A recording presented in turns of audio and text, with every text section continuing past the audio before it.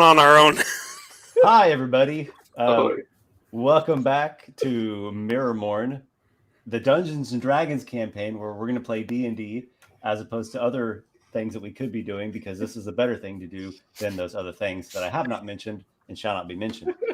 Let's introduce everybody real quick, and then we're going to be rolling initiative. Maybe we should roll initiative to see who introduces themselves first. Reverse order always throws me off. So, hi, I'm Warsor. I'm playing Dimico, the Firbolg monk, level 1. I'm Vince. I'm playing Vapor, the Air Genasi Wild Magic Sorcerer. Hello, I'm Nick. I'm playing Elluin, the noble fighter of a noble family who's an elf and noble and all those good things. I'm Adam, and I'm playing Aygir, the Hobgoblin Artificer, and we're all level 1. That is right. This is the fourth episode, the fourth session of our new campaign here. We got past session 2. Yep, nobody died in session 2, luckily. Tragically, no one died in session 2. Hey, session 3, we can make it happen, guys. I believe in us. Session 4. We've made it past the trilogy mark, so it's just... No, this is session 3. It should be 4. Mm. 1 was the... No, you're right. It is 4 intro. because we had to leave and then come back. That's what threw me off. Dimico, you got to remember the DM is always right, man. Like That is not The accurate. DM arrives exactly when he intends to. Never late, never early. You all trekked through, explored a dungeon that had been sealed off for some time beneath the Crumble, which is a rather large ruined section of old Castle Eaberg, of which nowadays much of it has been converted into elven quarters and a district here in the city of Barnacle. And there was like a fire giant that had been kept alive due to some kind of strange troll elixir, but there was also a malfunction with said troll elixir. And so he was like this thing that these monsters were eating kind of indefinitely. And you spoke to him, got a little bit of lore, put him out of his misery, explored, and did not get destroyed by a massive fire trap, the old fire giant workshop. And you were able to deactivate the acid device and went down this crevice and crawled through a crawlway and came to a ledge overlooking a cave where there are the Crossroaders, an outlaw gang from the Lattice, and supposedly their leader, Lami Longstock, is the Night Stalker. I mean, none of us actually believe that. It's both got the same word in the name. It has to be him. Yeah. Yeah, but we know it's not some guy called Lami Longstock. He's not killing people at night. He's like baking cookies and has like red braids and such. And Dimico, in great bravery, went down from this kind of like 30-foot high ledge that everyone else is on up there from the crawlway, and you descended down and you disguised yourself with your half giant magic to look as a bosomy hussy, of which was hanging around the Crossroaders, and you allured away Lami Longstock.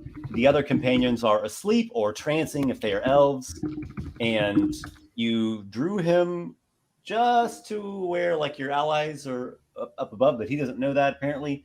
And you went to give him a tender embrace, and he found it to be not quite so tender. Yes. And I have a map here, and maps will help us to keep everything organized.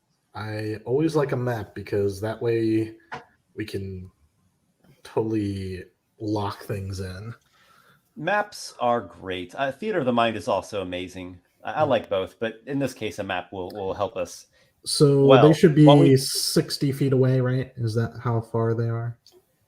I believe they're 30 feet away. I think you lured him away over here. I recall you saying it was 60 last time on the thing. Did I say it was 60? Yeah. I mean, we can just say it's 60 and here. Just let me see. All right, it was almost 60. I was close. It's fine. You don't need to move them if you don't want to. We can just say that. Yeah. I was close. So what we have here are Elluin, Aygir, and Vapor up on a ledge. This is the lip of the ledge where you could cross through, and that's a 30-foot drop down, That is pretty much sheer. Yep. And then here is Dimico, though he currently looks like a harlot. And then this is Lami Longstock here, a high elven fellow, the leader, so-called leader of the Crossroaders. Here is where they had been merrymaking and partying and making all kinds of mess. Who is the one on the bottom right? That is not a Crossroader. That is Ocrathia. She is a well-known harlot of Barnacle. She's asleep, though. She had great fun, but got rather worn out. And this is also not a Crossroader. You don't know who that guy is. These four here are Crossroaders. There's a dwarven fellow who, after doing some eavesdropping, it seems that he used to be a slave and he escaped, and now he's come back to Barnacle and he's trying to free his son. Right. And then this is an elven fellow, and this is a bugbear wearing blue clothing and some light armor, and this is a younger human fellow here. And with that, we are rolling initiative. Roll away, fellas. Pretty good. Let's see what my initiative +1. I got a 9. I got an 18. Wow, way to one up me, Dimico. I got a 3. Where were these when I needed them? More like 9 up you. Where did all my good rolls go? Oh wait, I know. Right. There's light testing for Esper. Who's got the highest initiative? 18. I think. Dimico probably, yeah. 18 Dimico. After that, Aygir. With a 13. Aygir, 13. Okay. And after that, Oh, Elluin I with actually a didn't. 9. Oh, I'm not in last. Oh boy. No. after 13, Ellian's 9. Elluin with a 9.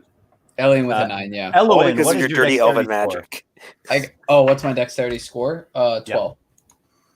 Okay. Yeah. And who's after 9? Vapor with a 3. Dimico, you have initiative here. You get to go first. Lami seems to recognize the ruse. He suddenly has a look on his face of, Can I try to cover his mouth with a make grapple an check? strength athletics check. Yep. Alrighty. Let's see what my Maybe you can just like muffle him in your fur. Yep. 1 second. 17, or do I want to use my advantage? I'm going to use my advantage on this because I feel like it's super important. I mean, I got a good check, but I'm not confident that it's good enough. All right, it's still just a 17, but at least I used everything I could. All right. Contesting that, he has a 22 acrobatics. So we'll just say you still have him grappled, but you fail to muffle him. Okay. So Get your hands off of me! Hey! Hey, wait, Boys! wait till his wake turn. up! Wait till his turn. I still have other actions, Esper. As a free action, or as a no action, he shouts a few words. Okay, fair. I am going to ask, does that count as an attack action? I can't remember what sort of action that is. The Sure, grapple. we'll count it as a grapple, which is a type of Then attack. I'll use my bonus action to do an unarmed attack on him as well. Okay. So, actually, I can do an unarmed attack. Can I make that into a shove to push him down? Not the bonus action one, because it's specifically just an Unarmed unarmed attack. strike. That makes sense. All right, cool. That is a miss, so we're good. All right, so you struggle with Lami, and he's a wriggling little worm in your grasp there, and it doesn't turn out like you had hoped. Okay. And Aygir, you're up top of this ledge. Alrighty, I'm going to. I believe it's Hope you guys very can very knock quietly his ass out. whisper a command word while just faintly tapping on a rock with a little tin punch, and I'm going to direct an invisible bolt of magical energy in the direction of Lami Longstock. And then all of a sudden, he's going to become surrounded in a wave. I don't have to move. I'm not moving. I never said I was moving. Oh. You need to see him. Oh, okay. I assume you need to see him. You can always move. It's actually a 20-foot cube. Anyway, he's going to become outlined in purple light. This is fairy fire. Fairy fire. Oh, geez, you're making it easier for them to find him. Does he make a dexterity saving throw? Yes. Some sort of saving. Okay. He seems notably dexterous. And he comes with a 20 on a dex save. God. The shimmering sparks and glitter fall around him, but he is unaffected, or perhaps less affected, whatever happens on a save there. It's less about making them easier to find, or easier for them to see him, more about giving us advantage on attacks. But that's a moot It's always point. helpful, but thus far your foe has frustrated you. Did you want to move back? Did you not want to stay there? I will absolutely move back, yeah. Okay. Fine and well. It is Lami's turn himself.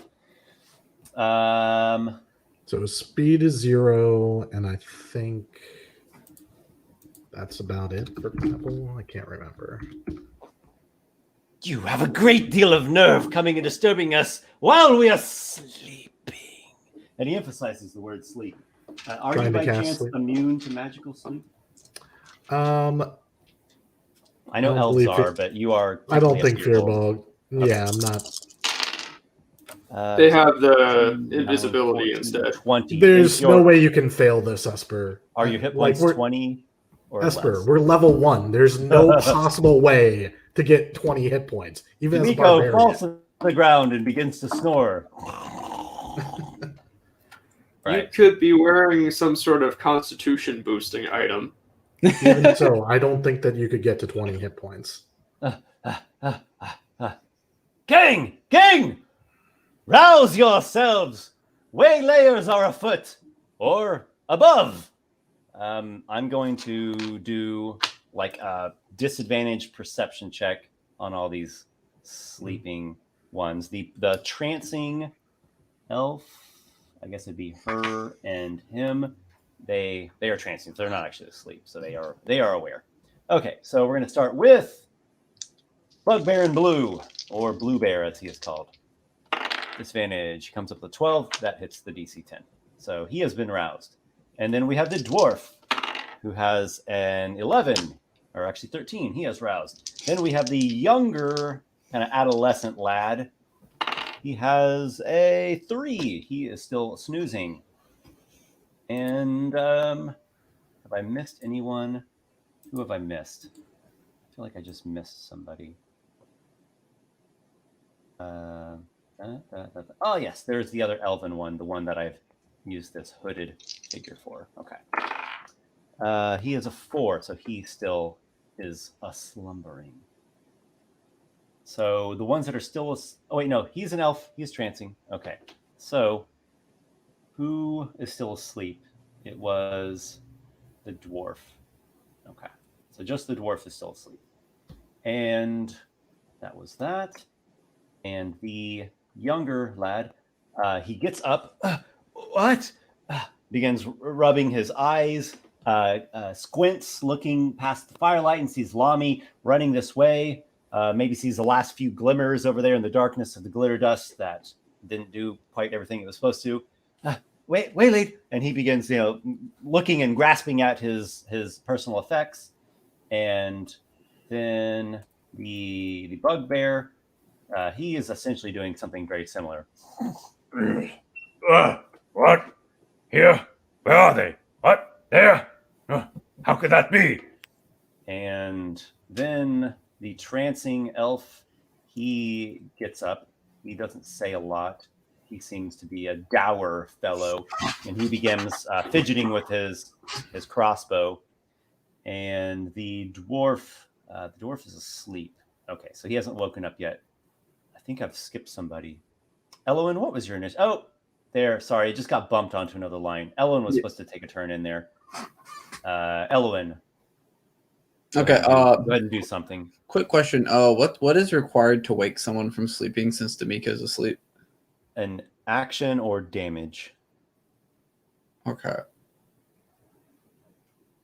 Will damage just like immediately wake them up? Yeah. Okay. Now, do we still have that rope that's hanging down on the 30-foot drop? I imagine you all probably have it. You probably reeled it up after Dimico descended. Oh, did we reel it up? You could use it to go down if you want. Yeah, that's what I wanted to do, so I could like get down there with Dimico. So I'll use the rope to bring myself, because I need to. Well, actually, I guess I could wake you up without getting down there. Now that I think about it. You could like drop a heavy rock on his head. Yeah, can I would it be a bonus action to throw a rock at him? If you're intending to wake him up, you do need to use an action, but you could find a rock that's probably just like one bludgeon. Yeah, I'm just thinking because like I want to use my smoke bomb because like we're probably gonna have to retreat here, but like I need it. You could throw the smoke bomb at him and see if that hits him. I don't think that'll do damage though. I'm trying to think if I want to wake. I think I'm gonna do my smoke bomb first because one of you guys can wake him. I think so. I'm gonna do my smoke bomb and I'm gonna throw it around like. Let me think. I guess I'll just put it a little bit above Dimico so it kind of like shrouds us in the smoke, if that kind of makes sense. And it should be a 20-foot radius, I believe. Yeah, yes, that is my smoke bomb. Old Kana Spindle, he's got the real goods. All right. I don't know if it's a 20-foot. Is that a 20-foot radius? That might not be quite a 20-foot. 20-foot radius is pretty big. It is. I don't know why this is not cooperating with me, but whatever. Okay, there we go. Should be 40 feet across. Oh, look at that. I've been getting my DMing practice in. I can eyeball things now. Would it be possible to drop down essentially what's a kind of... Well, actually, I actually won't drop down. You going down there too? No, I won't go down there. I'm just throwing the smoke bomb from the perch, yeah. Okay. Yeah. So you drop the misty fog vial that Kana Spindle gave to you, and this area now is heavily obscured. That means you can't see through it. Yeah, so basically as I throw it, I'm just like, because this is all happening at the same time, I'm just gonna throw it and be like, someone wake up Dimico, and then throw my fog cloud. So do you realize that you guys can't see me anymore? But we know where you are, so because you're asleep. So it's Vapor's go now. Elluin is shouting for someone to wake up Dimico. Would that be you, or so then that brings up a question, because I know I have a spell that could probably do it. Well, let me pull up that spell. Shoot a spell at Dimico, he wakes up and dies. No, there is a not at him. I know, I'm just messing. So I want to say it's You will rue the day you crossed the Crossroaders. Oh, man, there's a lot of out of turn. So if I were to cast Thunderwave, never do that. You hear the thunder in a 300-foot radius. Would that be loud enough to wake Dimico? Okay, make an Arcana check. Could I have advantage for knowing his own magic? Oh, this is my 14. 14 is a success. Dimico, you are awoken with a loud, thunderous blast in your face. Your ears ring for a moment. You find yourself on the cold, hard ground. Okay, I also now need to roll for wild magic. Oh God, please don't kill us. So give me a second. I gotta double check the rules on that, because I think, is it a D20 or a D100? I would say just roll a D20 It's every time you cast a first level or higher sorcerer spell. Okay, so I roll a D20. The thing that you just cast, was it a cantrip? It was a first level spell.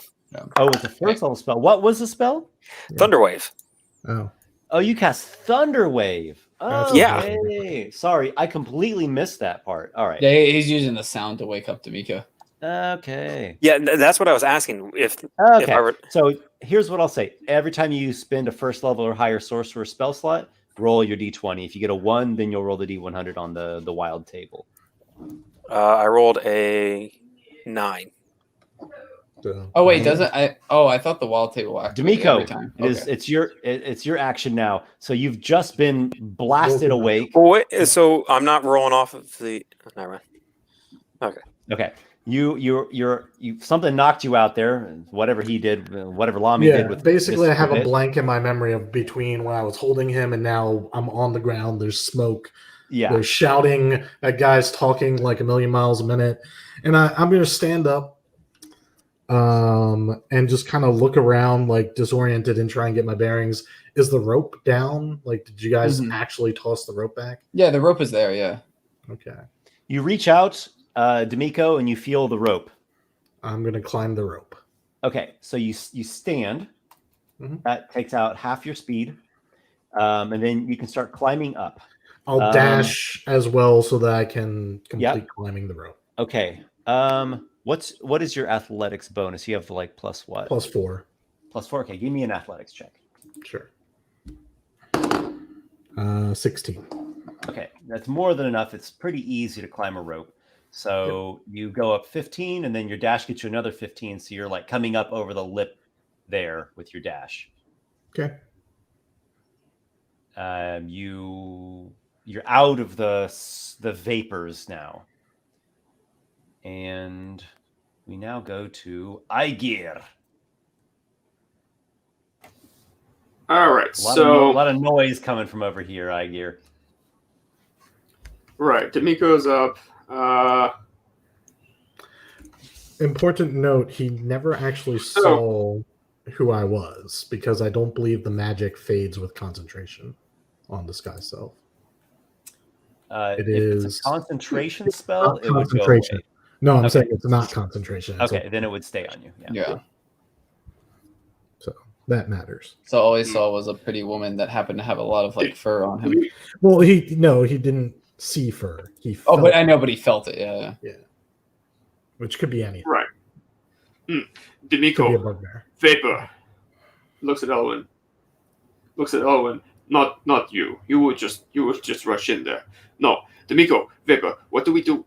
Do we run? I do not think we should stay here. Perhaps we It is not not in our fall best back a interest bit to to draw linger. them in. Could we not draw them into us? We could use the office bait. I think we should get out of here. This was a bad idea. They have too many. They're prepared. They're all. I think the big one speaks true. The big Let us one- flee. Aygir will move. Aygir's going to move. He's going to move his. Actually, might as well dash 60 feet. That way. Aygir, you decide this is a bad idea. You quit the scene. You hit the tunnel. It's going to lead you back to that crawl space.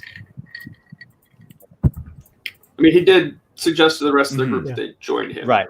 So hopefully he's not running away alone. But yeah, he's getting a head start. It does seem rather precarious to try to fight the Crossroaders.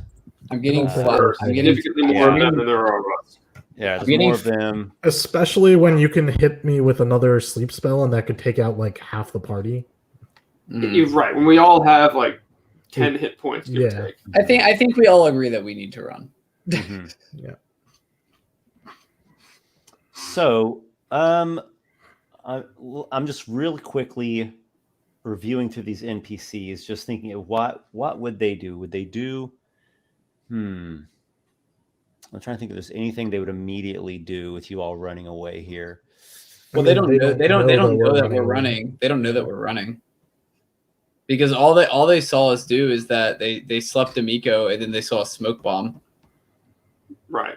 Also, it's still dark as well, so they might not even. There's see darkness. I think it's more of a fact that they would just hear you all running away. Yeah, but that's kind of besides the point. Really, I'm just in my mind trying to decide if they're chasing. Yeah, or what would the not. NPCs do in this situation? Yeah, you tell us, Esper. Okay, I've got it. So the latter year decide this didn't pan out like we had hoped. But we're going to leave with, our bodily members still intact. Who knows? Who knows what the Crossroaders would do? I mean, he used a sleep spell on you, and they were getting some weapons and stuff ready to go. So they are known to be dangerous, brigands and whatnot, an outlaw gang. Though how malevolent and malicious are they, and what are their intentions here in Barnacle? I'll leave that up to you all to decide. So you dart, dashing through this cave tunnel, and you get to this crawl space, and you crawl along, and then you get to the end of the crawl space, and there's this jagged, eroded away crevice that would lead back up into the old giant acid chamber. You hear no sounds of the acid orb pulsating and splashing. You're muted, Dimico. We go up. Yeah, I think we're heading Yeah, up. I think we're leaving. Yeah. Before we do, one last thing. And Aygir will take the hexatile and go over to the, for lack of a better term, acid turner on her thing, and stick the hexatile in there and activate it. No, that's a good idea. Yeah, that means they can't follow us. They can't come out. I guess I see where you're going. Well, And- so alternatively, not only so they can't follow us this way, but so maybe we can figure out what their other point of entrance is, because I don't think they entered through the acid themselves already. No, probably not. Well, we need to also decide what we're doing next, because honestly, I think this didn't pan out from any.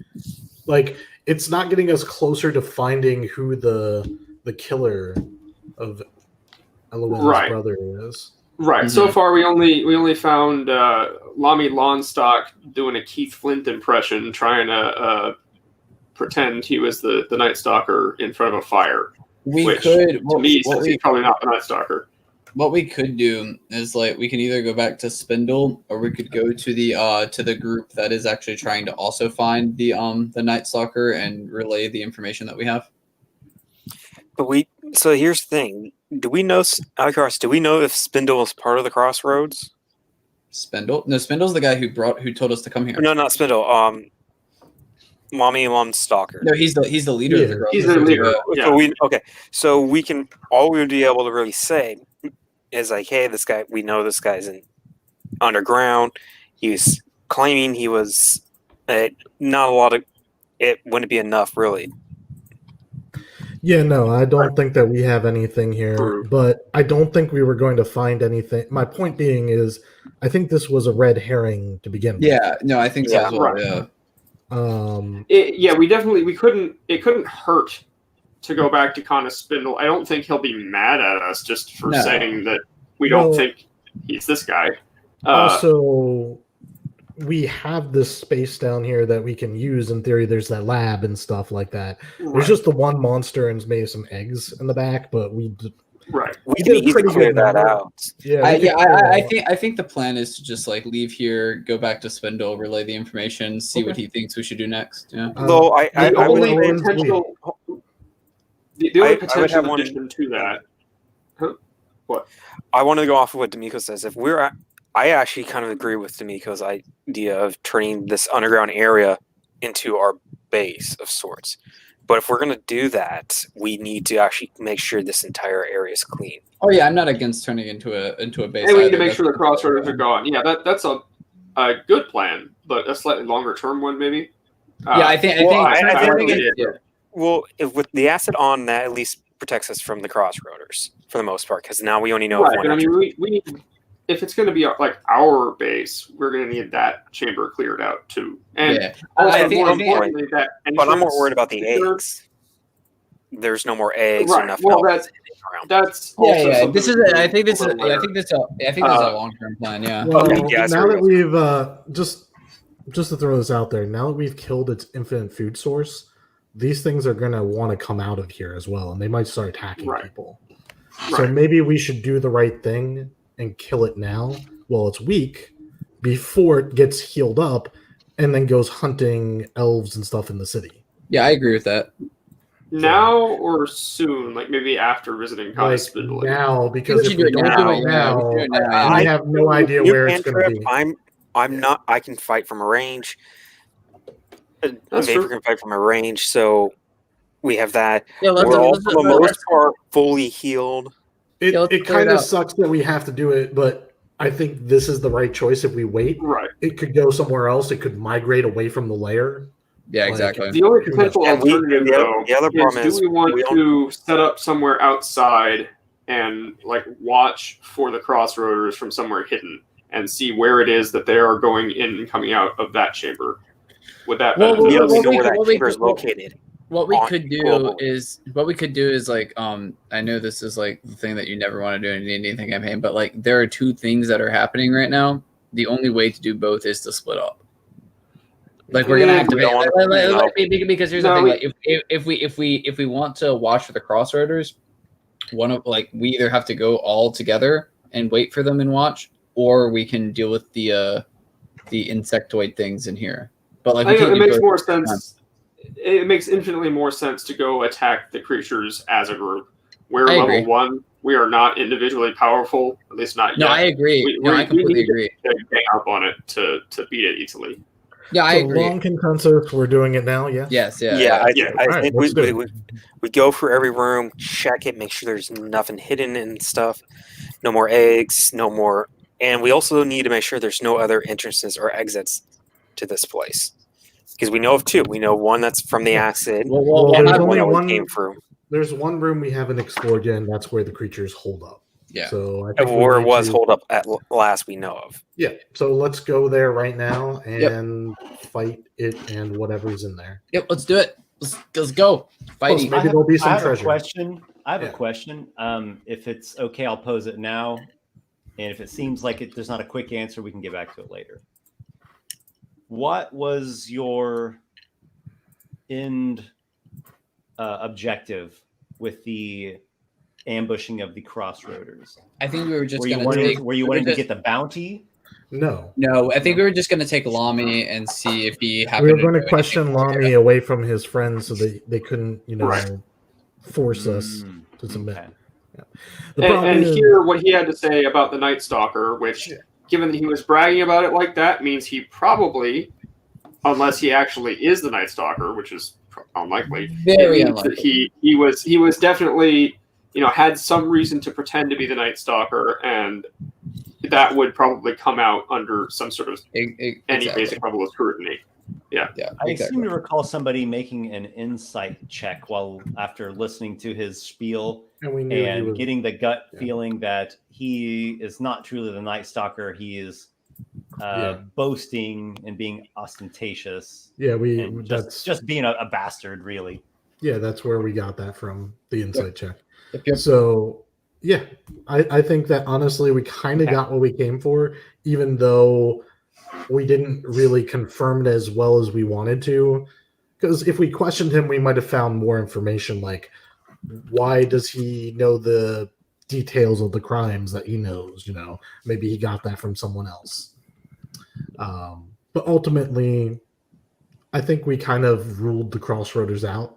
And I didn't really want to kill them. I just wanted to. Yeah, I don't think any of us wanted to kill them. Yeah. So, anyways, let's focus on. And then we can go from there. Okay. Cool. Right. Let's take a look back at the ruined giant workshop, for lack of a better term. Let's see. I have placed your minis, your tokens, here at the control panel. Yep. And Aygir has just reactivated, I should say, the acid orb using the hexatile. So we know they can't come that way, and that way, for the most part, is secure. Yeah. As far as we know. Right, yeah, so as I said, for the most part, because we don't know, something could get through there. We don't know. I think there's probably going to be some more eggs in that creature to the left, and I think that's where we should go. Onward. So Esper, I guess as soon as the elf speaks, Vapor pushes him forward. Well, no, I didn't actually. No, I'm not actually saying onward. that was completely out of character. Okay, let's be clear on that. So I guess I'll take the lead, and no, I'll be right next to Dimico. Yeah, that might not be good if the acid sprays from the egg again. All So true. You have a higher dex than me. Yeah, that's true. Let me try to provoke them, and then I'll dart back while you guys attack it. In character, just to do a little bit of in character, Elluin will look at Dimico and be like, "Dimico, you sure? I can take the lead if you'd rather be me." It worked pretty well last time. I think this is the right idea. All right, just be careful then. I don't want you to get hit by any more acid. Well, you'll heal me up if I do. I won't. Elluin won't say anything. He's out of healing potions. So Dimico will go about 10 feet ahead of the for Esper, but we can figure that out later. Yeah. And I would like to dodge as I move, if that's okay. I know you might say no to that, but it just seems like I'm ready to dodge. Just as you're moving, just dodging. Because I'm kind of expecting there to be an egg around the corner if it follows the pattern that we've seen in the other corridors. Yeah, I think Dimico's just trying to say, like, if we know that there's going to be danger, we might be able to get advantage. Dodge, just like with raiding actions, that's something you have to do in initiative. Which is fine, but if you would let me have like some sort of advantage due to the fact that I expect there to be an egg spraying me when I pop around that corner, it's entirely up to you. You previously heard something. I did. Back this way, something moving around, and it was the creatures have been maybe not advantage, but like or stalking. Maybe not advantage, but like maybe like a +2 or +3 or something. Whatever. Anyways, I'm gonna proceed up to the corner, and then I'll pop out real quick, and then pop back. You know what I mean? I meant the other corner, but hey, if there's nothing there, then we're good. Yes, because I expect there to be an egg in that little alcove is what I expected. Gotcha. You dart out quickly and back in. There's nothing that catches your eye. Well, maybe there's a little something that catches your eye. There is a bit of residue and maybe excrement. There's telltale signs of the creatures that have dwelt down here for quite some time. So there's a bit of an awful corner over here. Yeah. Okay. Well, then we'll go to the other corner like you had us before. I just wanted to make sure that we didn't walk right into a trap. It's a trap. Very well. And then I'll pop out. The floor is cracked in many places. There are fissures running through the floor stones. The blocks that compose this place are rather large. And the ceilings vault up, like 25 feet high. You feel really dwarfed by the scale, scope of this old giant castle. And again, you pop out and pop back in.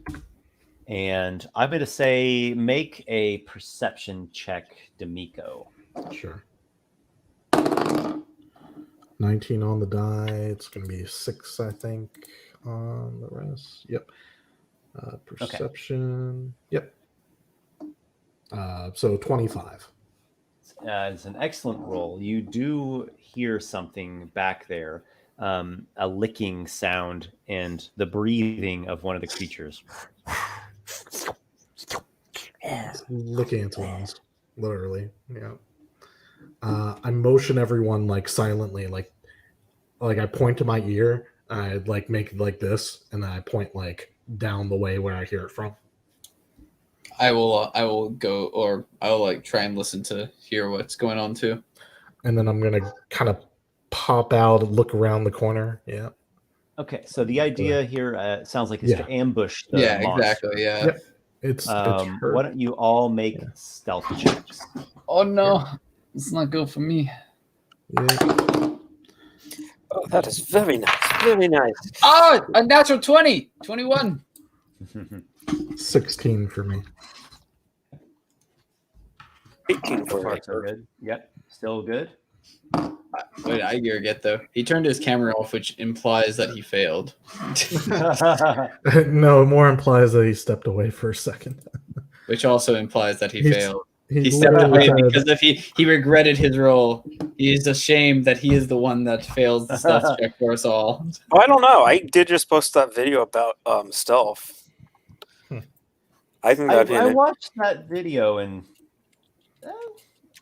I'm not sure if he quite got everything accurate on that, but that's okay. That's a I like it. I Adam. like his idea for stealth group for grouping when you're stealthing as a group.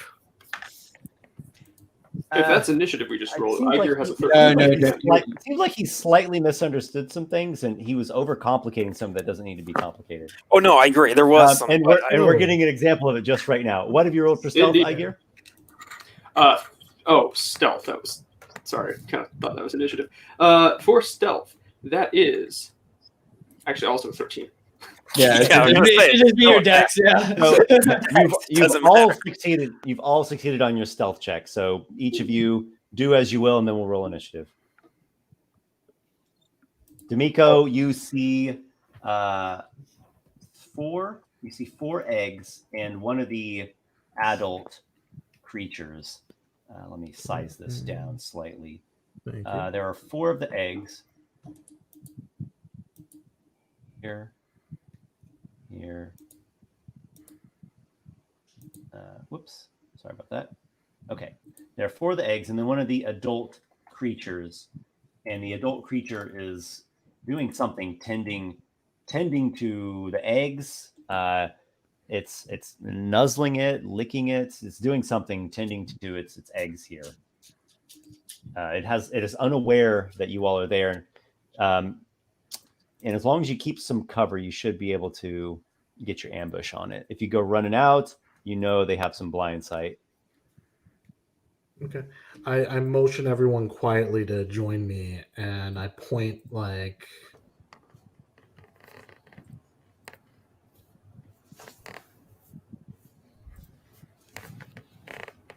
So I want you guys to look. Yeah. No, I'll look out as well to make sure that I know where everything is. Mm-hmm. And then Dimico, do you have an action? Dimico is holding his action because he doesn't have a ranged thing to start this off. He wants one of the more ranged characters to start it off. Would you like to ready an action? Ready an action to throw a dart when something comes within 20 feet. All right. Who else? I'll also step back. I think I'll also just ready my longsword because it'll do more damage once the ranged characters get it to come into us. Okay. I was it'll be a one-handed longsword as well, by the way. Okay, maybe you creep up there with Dimico. Yeah, so I'll have my shield and my longsword ready. Aygir, Vapor, do you have a thing? Vapor will go forward and ready a spell to cast at I think one of the eggs. Aygir mutters, well, that's okay. I'll do it then. And someone has to attack it. he'll move out just far enough that he'll be able to fire a spell around the corner, and he'll twirl a little awl in his hand and point it out. Vapor's also doing that as well, so they're both casting spells. Yeah, he'll cast that storm bolt at them. So you both are storm bolting the creature?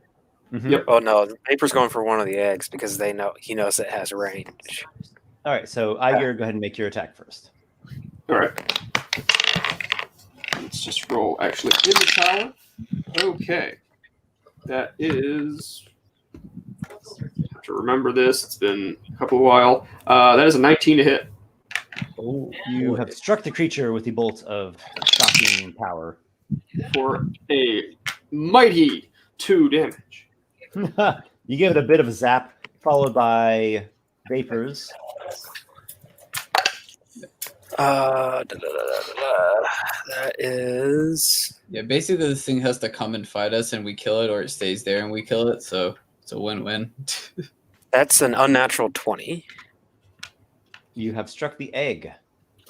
Okay, and that's the D8, I want to say. Mm-hmm. Oh, that's the full 8 points damage. All right, that is a substantial lightning blast against the egg. All right, so you are revealed now. Roll for initiative. Initiative. Oh, another natural 20. Oh my goodness. Aygir's got an 18. I wish I would have rolled these natural 20s on the attacks, though. That'd be nice. Okay, what did you come up with, Elluin? 21. Okay, and then 19 for Aygir. And after that, after 19? Looks like Vapor 16 is next. Okay, and after that? Dimico at 9. Dimico has 9, yeah. Dimico has 9. Okay. Elluin, you are up first. Yeah, I don't really want to run up in the middle Do you of want all to just the... remain where you are with your longsword ready to strike? Yeah, I'll just ready my action with my longsword again, yeah. Very well. And after that, Aygir? He will shoot one of the eggs this time. Okay. With an 18 to hit. You lance out the lightning and again strike your target. For 3 this time. Doing a little better. You know. It's incremental. Right. It is. It is. Do you hold your ground there, Aygir? He'll step back a little bit. Just kind of hide behind the corner. Yeah. Vapor. I was going to lash out the same egg that he hit last time. Fire away. That's going to be 21 this time. Certainly a hit. The eggs are not difficult to hit at all. Yeah. And that will be for 3 points of damage. Okay. There's some noticeable damage on the egg that has not been destroyed. All right. And Vapor will step back so they can't directly retaliate right away. Okay. You two still are hidden, so it still doesn't know you're there yet, and you would have advantage on your attack still. But we'll see what happens as it is now moving. And it moves.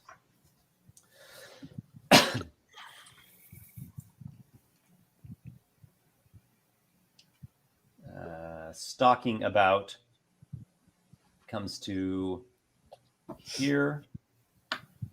And I don't know if anyone can quite see it. Maybe you can see it just a little bit with like a 3/4 cone. And Dimico. Yes. What do you do? So I see it there. Yeah, you can see a bit of it. It's. I mean, I stalking could and probably hear it. prowling. Oh, it's Mhm. prowling? Okay, Prowling, you know what? yes. Screw it. I'll just I'll go after it with my spear. I'm gonna move. What was that, 15 feet to it? Something like that. When you get to there, it spits at It's you. acid. Yeah, that's Mhm. fine. Dex save or is it an attack roll? It's an attack roll to see if it hits you with the poisonous spit. Yep. Go for it. Comes up with a 19 to hit. That'll hit. You are sprayed with the poison. Oh, this will probably Does kill 4 me. poison damage to you. Oh no, I'm still alive. You're not dead yet. You're fine. I am honestly surprised. It rolled kind of low. I was gonna say all of Esper's things do like a level 1's character's hit points and 1 normal hit. So now I'm gonna stab it. Stabby stab. That's gonna miss. I'm gonna kick it now with my unarmed. Does a 16 hit? Yes, it certainly does. All right, then go ahead and take 4 bludgeoning to the face. Pretty big boot kick right there. And Does Dimico wear shoes? I mean, no. Yeah, so it's just big, giant, like, foot smacks him right in the face. Foot to the face. Yeah, I guess I want to move away, even though it'll provoke, because otherwise, yeah. It might not provoke though if it doesn't have any melee attacks. It definitely has a melee attack. I mean, it does, but I mean, But I think it already used its reaction. Yeah, it already did use its no. Oh yeah, because Yeah, it it did. has to use a reaction for the ready to action, right? Yeah, that's true. Yeah. Then yes, I am moving back 15 feet. Do you want to be there or like back here? Back where I was is fine. and that'll leave Elluin a space that he can run up and smack it. We're just like running up, smacking it, running back, running up, smacking it, running back. I mean, basically, yeah, we're just running out, hitting it, and then just turning and keep going. Exactly. Yes, it's a sorties, right? These eggs spray from their porousness, from their pores. I suppose only one can. Elluin, I'll give you like 3/4 covered. Make a dex save. Yeah. Oh wow, that egg can reach me from there? Yeah. Oh, that's interesting. I'm like on the other side of the wall. It's like spraying it around the corner, kind of. Take +5 for 3/4 covered. That's actually still not that high. That's a 14. That is a save. Oh, okay. Yeah, it's not that hard of a check. It's just very. Yeah. They're level 1 little eggs, so Yeah. whatever. Well, level 1, according to what Esper believes is level 1, might not actually Which, I level mean, 1. Their CR like 1/8, the one. Yeah, they are. I think to be fair, like every level 1 character dies in one shot if the enemy rolls well. Like it's just actually, I really do design the monsters following the Dungeon Master Guide and Monster Manual, so it is actually followed. Who's up after the eggs? I think probably me, right? They just seem more deadly because I voice act them in a scary way. Yeah, I think Elluin is up next. Yes, Elluin, it's back to you. I will run up and smack it with my longsword. All right, so you actually have a ready to attack. You can do a reaction to attack it with your ready, and then you'll stop your action. Wait, so I get 2 attacks? I don't think. No, that's not how that works, Esper. No. Your ready to action only lasts till the start of your next. Yeah, I think that's how it works. I mean, hey, if you want to give me 2 attacks, I won't complain. But I don't think that's how it works. We're not setting a precedent on this because I know. We'll use this to hardly waste us. Okay, here, let me just, I'll double check. That's fine. All right, you decide the action you want. You spend the action to ready. When the trigger occurs, you take your reaction right after the trigger finishes, or you can ignore the trigger. You can only take 1 reaction per round, right?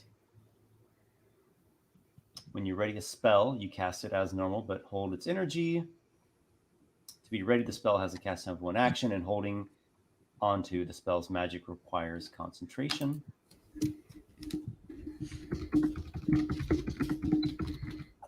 What is that noise? Yeah, nothing in ready says it only lasts until the start of your next turn. I will absolutely prove it, Esper. There's no way that a ready to action can last between turns. Hang on. But if you hold on to a spell, that means you only have 1 turn to cast it, or otherwise it's gone. Yeah. You are using up Yeah. Hang on. It's always been that way. Ready to action. Okay. So you get on that, and either way, Elluin is going to make a longsword attack, I imagine. So go ahead and make a longsword attack. Woo! And I rolled 2 natural 20s, but now I did not, and I rolled a right here 7, which makes me quite sad, but that's okay. A 7 is definitely not enough to hit the creature. It is agile and has natural armor. You're adding your modifiers as well? Yep. Yeah, I rolled a 2. Oh, wow. Warsor, did you find it? Yeah. So, ready. Sometimes you want to get the jump on a foe or wait for a particular circumstance before you act. Do so, you can take the ready action on your turn, which lets you act using your reaction before the start of your next turn. Taking the ready to action allows you to use your reaction before the start of your next turn. Otherwise, I could just ready at the start of combat and just be like, well, I'm just going to use an extra free attack whenever I want some point during this combat. I probably have an older version of the player's handbook, and they probably clarified it on a later printing that it only happens within that 1 round window. I mean, I'll grab my player's handbook. I got my book right here. I'll look it up. Yeah, it's under actions in combat. Yeah, that's what I was just reading, but I probably have an older printing. Okay. I'm so sorry that my turn has caused much confusion. No, it's okay. It's fine. Let's keep it flowing here. I'll move back. Wait, I'll move back after I do that. Okay, let's go to Aygir. All right, Aygir will pop out, like right next to, immediately on the map to the left of Dimico. To the left of the map. Yep. Provided that gets him a line of sight on it. And this time he will produce one of those drawing compasses from his cartographer's tools, spin it around, draw an invisible circle in the air, and cast Stormbolt a different way. As he's proficient with very many numbers of tools.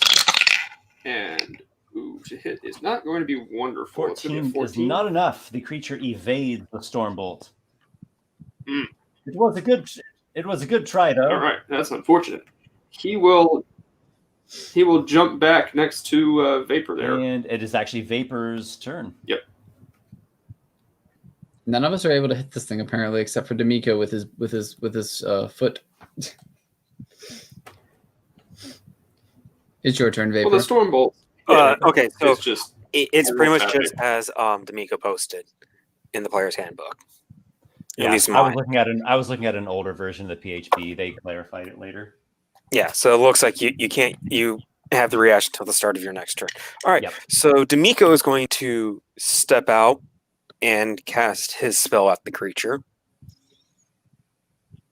As soon as he's got. I am not. You said Dimico. Oh, I'm sorry, Vapor. We're giving Dimico all these extra powers. You should be happy. Dimico's eyes just suddenly light up. Not as good as my last couple rolls, but that is an 18. And 18 is a success. All right. And that will be 5 points of lightning damage. All right, you zap the thing. It takes the hit. It's still going. And then Vapor will step back behind the shield line, hoping that the elf, as always, will take the first hit. Okay. Your Vapor is very racist against elves. I just want to point that out. He just does not like elves. Elluin is okay, but still, because he's an elf, he's not that great. You just described what racism against elves is. Yeah, and yet Vapor is the only one who's out of town from outside of this city that's ruled by elves that are oppressive to other non-elves. Yeah. All right, so he's moving. All right, y'all, with your modern sensibilities in our ancient fantasy world, the monster who's trying to kill you and probably eat you is going to spit. It's going to spit at Elluin, the one that's the clear shot for him, and this is an attack of 17 to hit. That's adorable. No, that doesn't. Oh no! The shield takes the spittle. The poison drips from the face of your shield and does not spatter onto your person. And then the creature does some maneuvering back like such. And we are now on to Dimico. Really, he can run that far, huh? I think he's supposed to be there. Okay.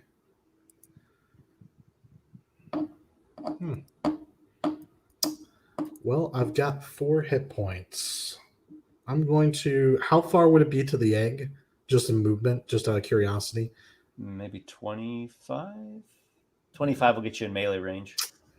I don't like it. I'm just going to take the dodge action and stay where... Actually, yeah, I'm just going to stay where I am. Yeah, I mean, we have ranged characters here in the party. I think it's the smart move to let the ranged characters rain death until they're either like almost all gone, and then we can outnumber. No, I completely agree with you. Yeah, that's right. That's what Elluin's gonna do too. Yep. So Dimico's just like getting himself ready to dodge, even though that's not how you dodge. So you're using defensive positioning, and it's probably a good idea that you do. Okay, with the eggs, and now it's way better at kiting than we are. Now we go back to Elluin. I still have full hit point or almost full hit point, so I'll just ready my attack action again in case it comes up. Okay, Aygir takes out a little small hammer, almost like a reflex hammer. Lightly taps Dimico's elbow with it and says, "Be well," and casts Cure Wounds to the tune of 9 hit points. Yeah, I'm back to full. That's pretty good.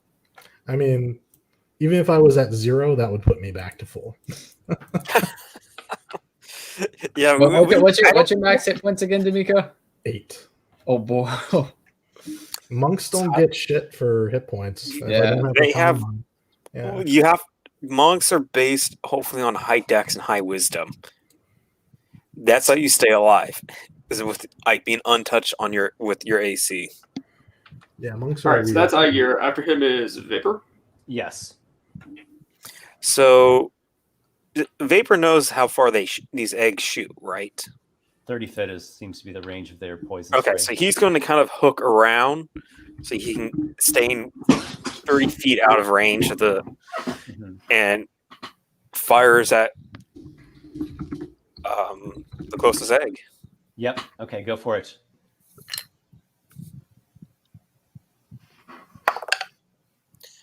Uh, 17. You shock it. Okay. Only for 2 points of damage, so. All right. It takes a bit of a zap, but has not been destroyed. All right, and then he's going to duck back. Yep. I'm kind of digging the firefight here, the range duck and cover shootout. Elluin, we're back to you. Wait, what happened there? A monster got skipped. Okay, sorry about that. By all means, skip Sorry, Skip the monster. Oh no, yeah. Actually, it's actually Dimico that we're going to go to now. By all means, skip Dimico. Dimico, you've been reinvigorated. You've been reinvigorated. All right. The Miko. Well, where could I move in 15 feet of movement from where I'm at? Can you just can I get an angle to throw a dart at an egg? I know I probably can't see the creature, but maybe an egg. Actually, you do end up seeing the creature. Oh, did it move? Yep. Cool. He is there, and he has a spit coming at you as a reaction. 20. Yeah, I'll hit. And the damage is to the tune of 8. Yeah, drop me. Oh, you just got healed back. I told you, I know this is gonna happen. Esper, your damage is enough to drop any first level character if you roll well. No, it's not my damage, it's the monster. Yeah, it's the monster's damage. Dimico has been sprayed with a nasty toxin, and he hits the ground, and he is dying. Right, that's right. My second whatever thing. I forgot I had a wound. Oh, yes. Okay. So he has 2 wounds now. Yep. That's assuming I survive this. I might not survive. It is assuming that he survives. Yeah, you might just kill me. Yep. I wouldn't ever do that. The monsters, though, they have other ideas. Esper rips through a portal in time and space. He's like, I've wanted to do this for so long. I'm here. I'm really here. Oh, wait, that means I can die too. Ah! Master hands. Elluin, with poison. Elluin the brave, Elluin the noble. What will you do? At least it gave away its position. Yeah. And it used its reaction. Yeah. How heavy is Dimico? You could drag him at half your speed. Just don't worry about me. Look, I'll be fine for another 3 turns.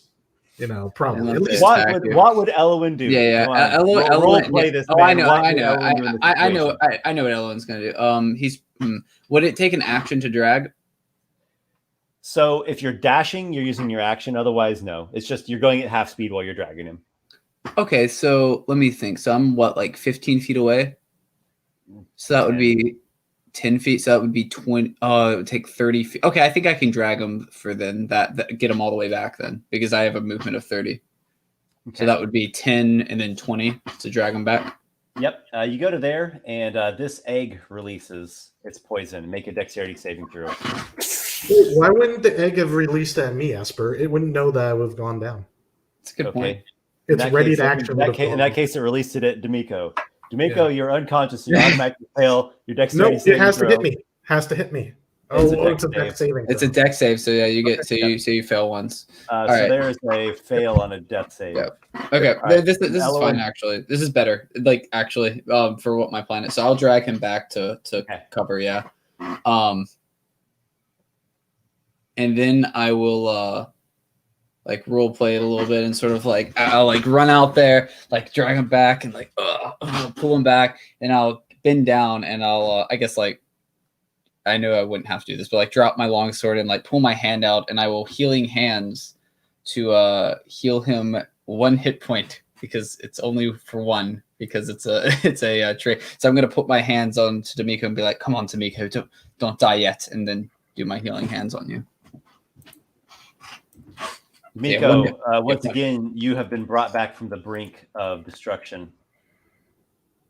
You're on the ground. You are being attended by Elluin.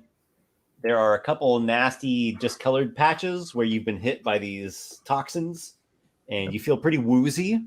You have 2 levels of exhaustion, which is disadvantage on ability checks and half speed. Yeah, so after I like bring Dimico back, I'm just gonna look and be like, Dimico, perhaps you should just sit back for a little bit. We'll manage the rest of this. Aygir, we're on to you. All right, Aygir will pull the same tactic we have been so far and pop out to just beyond the wall to where he can just see the spitter. You call it spitters, right? And pop another storm bolt at it. Okay. You look at the creature, you can see part of it poking out from the wall there. Take your attack. All right, yeah, he'll take that chance. He's been not rolling terribly. That's going to be a 16 to hit. Your storm bolt strikes the wall here. Cover saved him. Yeah. So I was afraid of. But he will pop back to a covered position and thus hopefully not get hit. Mm-hmm. Vapor, what about you? Vapor's gonna do that hook again where he's gonna come out kind of staying us about outside of the range and take a shot at the first one. Or actually wait, shoot, I don't think I have the spell written down. I should have did that. But what's the range on the bolt spell? No, I thought it was 60 feet, right? Which bolt? 60. It is indeed 60 feet, yes. 60 Okay. feet. So the creature that's got cover, doesn't it? From where you are, I'll give it half cover. Okay. The eggs are not hard to hit, even with the half cover. Yeah, I'm just gonna Vapor will easy just to focus hit. the egg down. Yeah. Because take as many more guaranteed hits with I'm thinking 11. Yep, 11 is enough. Yeah. Rather take that, do better. I try to take out as many of those opponents. 5. You have destroyed the egg. I imagine it kind of explodes from the electrical buildup in it. And I need to double check something really fast. Give me 1 second here.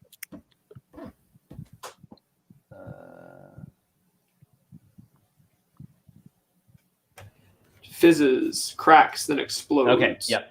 Much like trying to hard-boil an egg in a microwave. So you have destroyed the thing, and the creature that was inside is now active. It is sufficiently enough developed to be a combatant. Damn it. This happened before. Yep. Several times. About a 50-50 shot if we get one in the spawn or not. I mean, It's not 50-50. It's lower than 50%, but I roll. Every other egg we've popped, one has popped out. From our perspective, it's 50-50. Okay. I just gotta think like these things have to be super disoriented. Getting, I'm in a nice warm egg, and suddenly I'm getting electrocuted, and now I'm outside the egg. Like It what is, a birth. it is jolting, you could even say. Yeah. All right. And what else? You got anything else there? Vapor, He's going to pop back into cover and look at Because every time I've come to hang out with you, something goes down. I am blaming this completely on you. This is all your fault. Elluin literally just looks so confused because this is not his fault at all. Like, well, the shit rolls downhill, but sometimes it rolls uphill. All right, we're going to the spitter now. You hear it making its guttural, bestial noises. It speaks a bit with the spawned thing. Mm-hmm. Okay. And we are now on to Dimico. You're at 1 hit point. You have 2 wounds. You're prone. Move me. Yeah, I know. I'm going to stand up. Mm-hmm. Move me back 10 feet behind Elluin, and I will ready in action to throw a dart. Okay. And that's it. I'm done. Yep. You ready one of your small weapons, feeling pretty woozy, but you take pretty good cover there. The spawned thing viciously comes running forth. And what it does is a wonderful little maneuver where it comes running out, and then it leaps at Aygir, like full bore sprinting. Reaction. Aygir. Yep, go ahead. All right. First things first, dart to the face. Does a 12 hit? A 12 is not a hit. Okay. Was there any other ready actions? I don't think so. No. All right. The thing leaps at you, Aygir, and it is savagely pouncing you, going for a weak spot in your armor. Make a dexterity saving throw.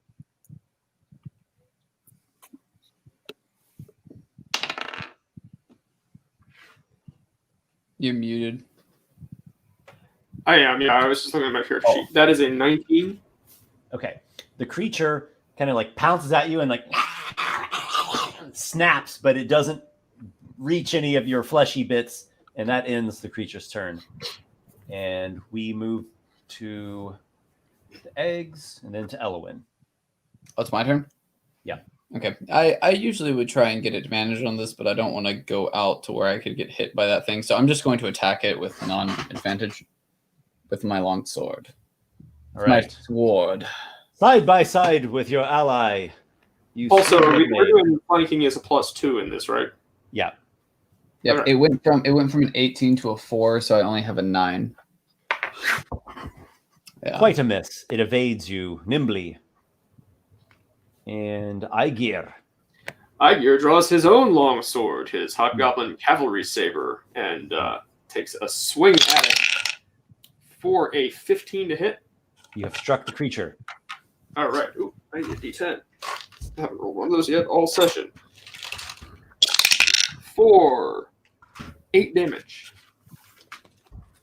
Okay.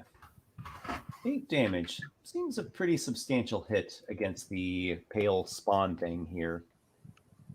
Vapor. After that, opportunity attack be damned, he will take a good couple of steps back to be back near Dimico. Like right in front of Dimico. Yeah. Very well. Trying to protect them, yeah. The thing snaps at you. That is 16 to hit. That does hit. It Maybe that wasn't snaps so smart. you and deals 5 piercing damage. I That's can brutal. deal with that.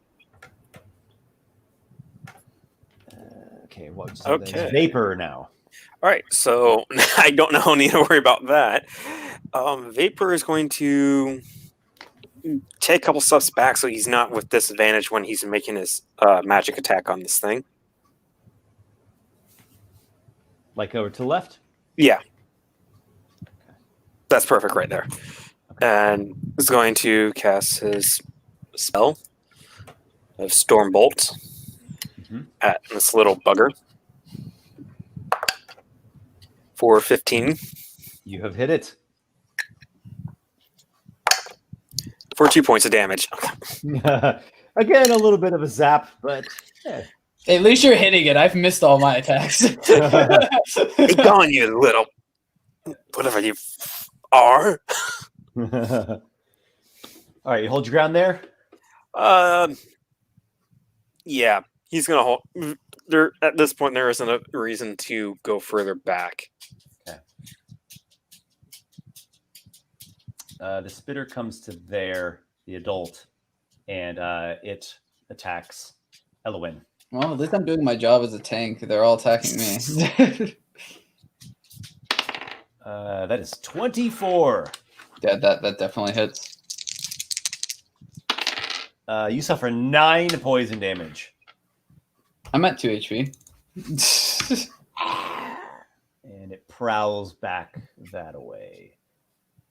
You have been struck by a horrific toxin, and it is a rather unpleasant experience for you. Oh, this thing is really, really obnoxious. Dimico. Seeing that, we're in a bad spot, I'm going to rush forward with my spear to attack the little thing.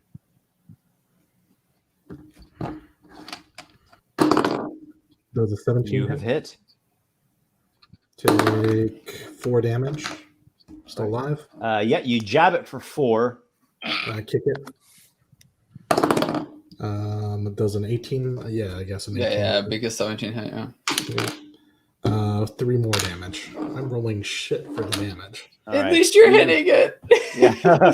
you assault it, and it is effective. All And right, the thing itself, it has been. Oh, please try and run so we can get 2 opportunity attacks on it.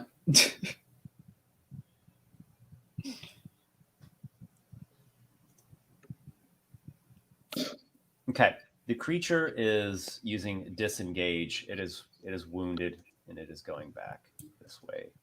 If only I had the sentinel feet. If only. Let's do. So we got the eggs now. Then we go to Elluin. Elluin, you're wounded, and the adult is prowling nearby. We know he didn't ready an action, though. Yeah, I know he didn't. Yeah, because he already attacked. Yeah, so he couldn't do that. Yeah. Have your action surge by chance? No, I don't get that until like level 3, I think. That's right. You don't. Yeah. Level 2. Oh, level 2. Okay, so Yeah, next man. level. Yeah, That's right. I forgot. I'm just You thinking. have your. I have my second. I have my second. Yeah, I'm gonna do that definitely. I'm just trying to think what I'm gonna do after. Well, second one first, and see how much you get back. Yeah, we'll do second. We'll go ahead and do second wind. Yeah, and just to. And then gauge your action based on if you get Exactly. Yeah. a 1. That's actually not too bad. I got 7 altogether, so I go back to 9. Nice. Yeah. Nice. That's 1 hit potentially. Yeah, but I'm betting those eggs have a readied action. I know that's Well, if you can take out the big one, I think we can mop this up from range because they only have a 30-foot range on the eggs. the fear though is that if I go in on the thing and the egg sprays me and I die, then that's really bad. I don't know what to tell you. What would your character do? Yeah, I don't know. I'd probably go in and attack it because like I can tell that like Dimico's down and like we need to probably take this thing out. So I'll take the chance. See what happens. Bravely, Elluin strides ahead to confront the foe. I don't know if that egg can quite have a line of effect to you from there. So just go ahead and do your attack against the adult. Works for me. Alrighty. Please hit. Nope. I rolled a 2 again. Oh no. Yeah, I've rolled nothing but 2s and 4s. Get a different die. Yeah, that die rolled 2 natural 20s at the start. Hey, get a different die. Oh, you know what? Maybe I'm good. Can I use my? Because I still have that inspiration from last campaign. Oh yeah, Do you still have the Land of Dreams and Nightmares inspiration? Yeah. Man, what better time to use it than now? Yeah, I'll use it. Whatever. We'll go ahead and use that. Hey, it worked out. That's a 19 to hit. That is a hit. All right, that's going to be a D8. Might actually do some damage. Watch, it's the 1. I rolled a 2, but it's still 5 damage altogether because of my strength. Okay. You give it a bit of a cut, a rather light wound, but you have Esper, struck it, this is the one that was damaged before, right? How would you know if that was true or false? Yeah, because we saw it get damaged. Yeah, this is the one that I hit with the thunder wave. Anyways, moving Was right it or along. was it not? Moving along, who's after Elluin? That would be Aygir, who is going to move on the map, basically directly diagonally down to the left. So on a line with Elluin, but as far to the left as he can be, yes, against that wall, as long as he's still in range, which he is with like 10 feet of movement to spare. Cool. So he will fire from an outstretched hand with a little tin punch in it, another Stormbolt at the spinner. Yep, fire away. And to hit, that is a 13 plus 5 is an 18. Yeah, even with Elluin there, you still just barely get it. For 7 damage. Ooh. Nice. Ooh. The thing makes a shriek of pain. And with his remaining movement, Aygir will pop GTFO. right back there just to... Well, he can't get... Oh, was that 10 feet? I did 15. Is that what you're wanting to do? Like He had 15 10, so if that gets him like next to Vapor. Oh, you'll be next to Vapor? Okay. Yeah, he only had 10 left. Okay, gotcha. Yeah. All right, that's Aygir's turn. Vapor. We're looking at you now. So Vapor, so I think I can move 15 feet, which would give me a better line of sight without needing to worry about hitting Elluin. 15. Yeah, Elluin would still be giving cover there.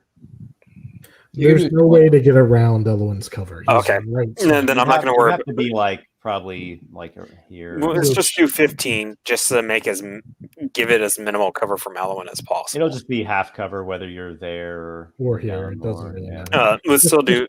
Let's roll. Yeah, it doesn't matter then. Okay, if it's still half, that's gonna be a miss. No. All right, and then you pop back, right? Yeah, We're just all rolling terrible. Elluin, I've been rolling. You've been rolling terrible. Elluin, you ready for this? Am I gonna die? What happens? You might die actually. So the creature is attempting to latch onto you. Make a strength athletics, or dexterity acrobatics. Athletics. I'm proficient in this. Okay. So is this a grapple that's trying? Yes, it is. Oh, dropped it. Nope, I rolled a 4 yet again. So that's only a 9. Okay, it got a 14. Yeah. It latches onto you and is pulling you back into its den. Oh boy. You need to make 3 dexterity saving throws Oh, as a barrage of poison spittles come at you from the eggs.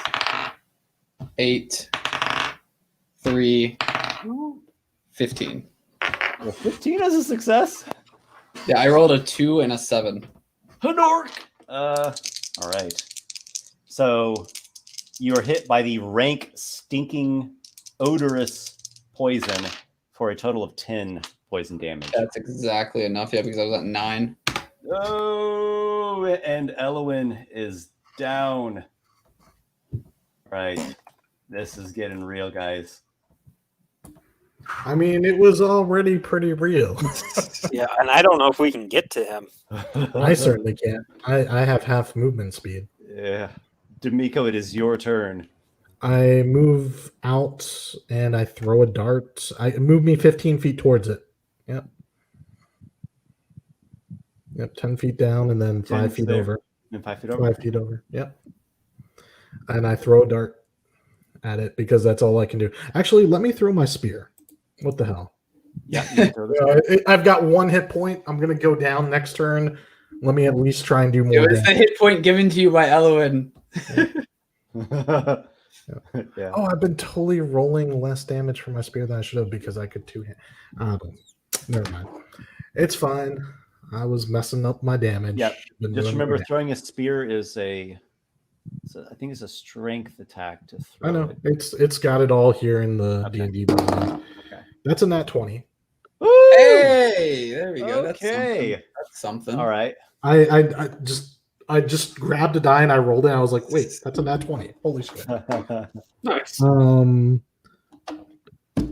right, I guess 2d6 plus. yeah, because I can't two-hand a throw, unfortunately. on But a spear. No. wow, I rolled shit for the damage, like I always have been. That's only 5 damage. You'd hope for more. You do manage to jab the thing some, and it's That could have been great. It's getting and kind of epic. worn down. That could have been It- epic, but I it rolled could a have been 1 and a great. 2. You could have just skewered the thing, and it would Yeah. be dead. Well, I'm done. know, it seems to But be getting worn Dimico's down. shouting like at the creature in Sylvan, like get away from him. So yeah, I would, but I can't like shout right now, unfortunately. Is this the end of Elluin?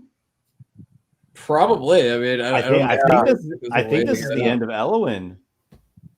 And probably Dimico. I'll go with you, man.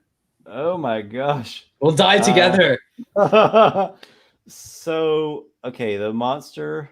I mean, so here's the thing: is it going to continue chewing on him, or it just got a spear in the face? Is it going to come after me? Yeah, it does seem Well, like it's it might not. It's not this creature's turn. It's the spawn Spawn's thing's turn. turn. Well, the spawn And, just like- saw the spear come. Yeah, I mean, Yeah. it does seem And a little it's- strange if they decide to eat me in the middle of a combat. Okay, so I know what they're doing. So Okay. the spawn is. I know none of you can actually see it. Yeah. But it's protecting itself because it's wounded. Ah. Notably wounded, and there's Yeah. blasts coming out, and it's staying back there. That's fine. But if you come close to it, let me tell you, it's got Basically, like you guys have to get me out before the eggs get a turn. well, Right, it's right, the die, the egg's turn now. So I'm dead. Yeah, because Well, Yeah. saves. How much poison do the eggs have, or acid, or whatever? Like, do they ever run out? It's not ammo; they just infinitely generate it. I magic? imagine they would eventually run out. Yeah. Okay. Yeah. Next time we'll just send an unseen servant in because they can't tell it apart from a person, and they'll just spray the unseen servant.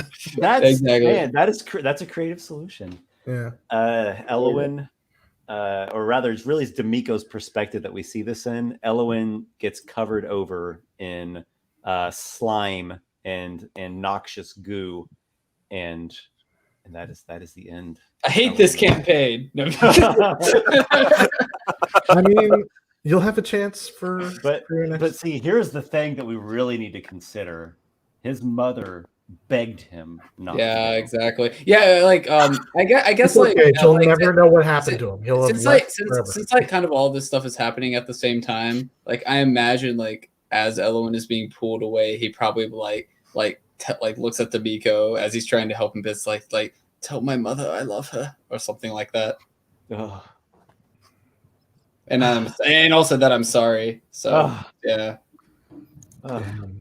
What a I burden. feel like that's what you might say is tell my mother I'm sorry. Don't worry. I That'd won't be remember nice. that when I'm dead. Yeah, that's basically what Elluin says. Like, tell my mother I love her and that I'm sorry. Yeah. Oh, let's go. The show that must go was- on. The show must go on. Aygir, this is a den of horrors here. It What are you is doing? the least horrible option, which is to rush up there, grab Dimico, and drag him back. I'm still awake and I'm not going with you. He's okay. That's right. Oh, No, that would actually be kind of cool if you had to drag him out like forcefully. no, well, that's I don't think that can would go work. under- That's right.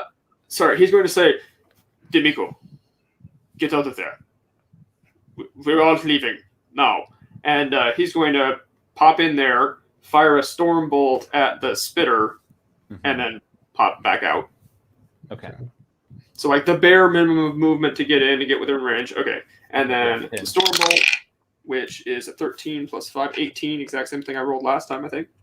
Yep, that will hit it. All right. And that's going to do 5 damage. 5 damage. The thing howls and shrieks in pain, and it looks greatly Not dead wounded. shit. Holy shit. It actually doesn't have a lot of hit points. Just you guys keep doing like 2, 3, 4, 5. We've been rolling really low. Yeah. I think I've rolled like 2 and under on all my damage. To be fair, the most I could have done there was 8. Yeah, all I rolled was like 4 and under for my And attacks. he will. And Aygir will reiterate, Dimico, we are leaving now. Run before I have to drag you. And you dart for it, right? Yep. Okay. Run before I have to drag you. He does as he's booking it. Vapor. Vapor's going to do one last shot and then follow suit. Dimico, we do need to go. We can avenge our end later, but we must survive. You called me a friend, and that's canon now. I'm going to take that. Does a 15 hit? It does not. All right. He's going to book it. Tried. Yeah, it was a good try. Well, here's the thing. It goes before me, so I may not have any say in the matter. It's getting the hell back here. Oh, really? It's not coming for me? No, it is quite hurt. All right, It should have so been all you quite know hurt is before. you see it move a bit back to there. Yeah. And it is Dimico's turn. You have 2 wounds. You're exhausted 2. I know. I feel like in this moment, Dimico really wants to go and he knows Elluin's gone, but he wants to avenge him or save him, or he wants to be strong enough to do something in this situation. But he knows that he's failed completely here. He's lost Elluin's life because he was not strong enough.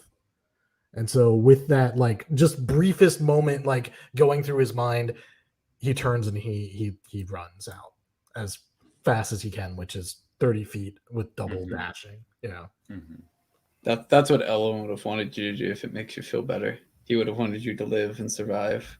That's not conscious to Dimico. It's more like he just clenches his fist and he's about to go forward and maybe there's a memory that flashes, and I can't think what it would be right now, but he has a moment of reflection that he needs to run, and that's what makes him go.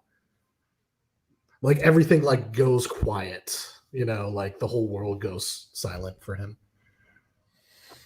Compelled, so you also, my spear is still sticking out of the thing, and I want that to be canon that it still has a spear stuck in it. So that's not healing right. That's a scar that this thing, I'm gonna know it. I imagine that where that scar is, there's still a little bit of heal there from Elluin, his handprint or something. Remember, this is one of those special spears from the mushroom, the jellyfish. Forest. Yeah, the jelly mushroom forest.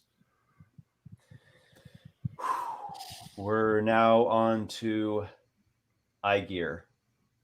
I mean, do we need to roleplay out? Yeah. So, if you all are just continuing to flee, I don't think they're gonna go back and do little pop shots. I think we're just fleeing. Okay, so that last shot was my last shot. Okay. Yeah. So if you all are completely fleeing, they are not pursuing. If you're staying in pace with Dimico, it's a bit slow going. Where would you go to let's put you up here where Dunka is. I think that might be right. Yeah, they're staying in pace with Dimico. They're Dimico's Aygir is really fast. Yeah. Aygir is, and if Vapor is not, Aygir is like an asshole, insisting that they put an arm out and support him between them. Oh, Vapor will do that. He'll help him along because he knows. Well, I don't know. Sometimes you're a bit of a bastard, It's been long I'm not time evil. I'm just an asshole at times, and I will help when I need to. Yeah. So well, I don't know. You left me out there that one day on the cloud step near the geyser. I cannot know one way or the other. Dimico being You deserved it. Sorry. So just so I don't forget, you all have accrued 2 milestones. all 4 of you. So that would count towards whatever character stuff you're Yeah, doing. it will be level 2 in like 2 more sessions. Yeah, I get 2 milestones. Yes. Do I get an extra one since I died? No, that's never bad thing. And you would know that, being the one who's died the most. In the spirit realm. That's true. Actually, no, I haven't died. No, real quickly- Drake's died the most. No, I think you just That's corrected only the if you title count there. all the other characters I've had. Yeah, I think the title is now once again yours. This was my plan all along. I had to maintain the title. Wait, no, I've died twice in character. Anyways, so Dimico, you guys are bantering, trying to, kind of keep your spirits up. Dimico's just out of breath, like he's being forced to like move as fast as he can with you like supporting him, and he's got no talking is happening with Dimico. He's just focused on getting out of here, one foot in front of the other. That's good, Dimico. Keep breathing, no matter how bad that stuff smells. We'll take you to Connor Spindle. He'll have something. I don't know what, but something. He has to. Right. Dimico just goes along with you guys wherever you want. He would probably, once he comes to his senses, want to go back to the Firbolg forest, the mushroom forest, jelly forest. But if you guys are headed to Spindle, then yeah, the Tangle, yeah. Yeah, well, so you might also want to go to Elluin's mother. that's on the list. Not but right we- now. That is did- not on. Eventually.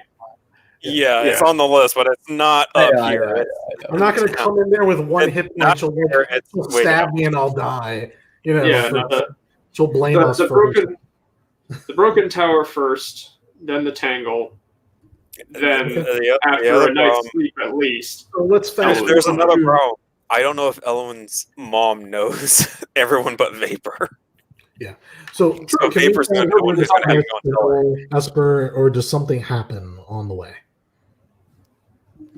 You ascend the giant steps, and Dunka is there, the homunculus of Connor Spindle, and it sees 1, 2, 3 of you.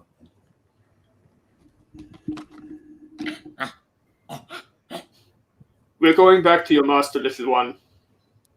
Sheet us there.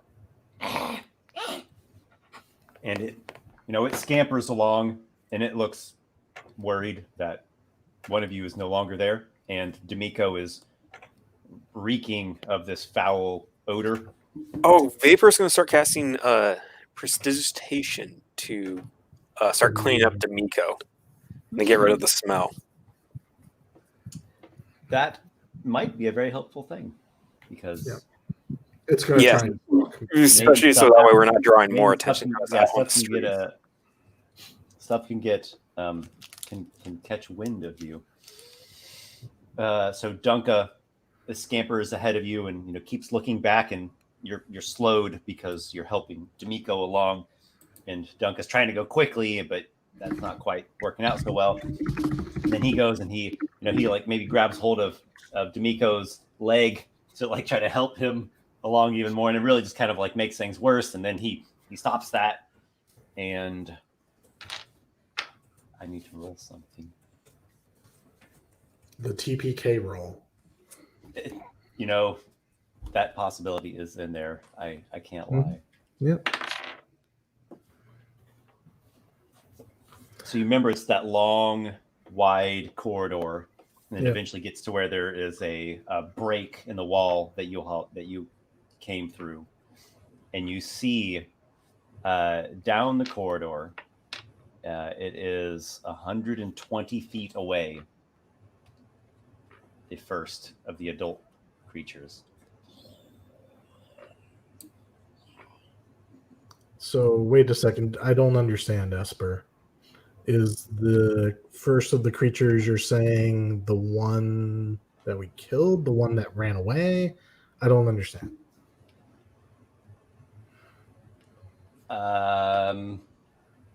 What can I tell you? Well, what do We you mean the slew person one and one ran away. Yeah. Slew one and one ran away. You remember that. So there were 3 total that we were aware of. So yeah, it now seems that there are 3 adults. One you've killed. Wait a second. What just happened? Is there like a swarm of them or something? No, it's one of them. It's in the long corridor that we entered through, like before even the giant's corpse. Okay. So the way we got into this whole complex, and this is, yeah, again, there were 2 we stopped initially. We killed one ran away, and I guess there's a third. Yeah, Gotcha. This is. Should we roll initiative? The first one that ran away. I want each of you to don't overthink it. Just give me a quick reaction of what your character does. Well, I don't understand what the situation is. How far away is it? I said 120 feet. 120 feet? Okay. Yeah. And where's the exit in relation to it and us? The exit is past the creature. Past the creature. So it's between us and the exit. Okay. Yeah. Aygir, what do you do? Yeah, so it can only detect stuff from 10 feet away when I do this, but I remember them being fairly susceptible to sound before, so Aygir is going to scoop up a pebble and cast his magical tinkering on it to generate the sound of... Or no?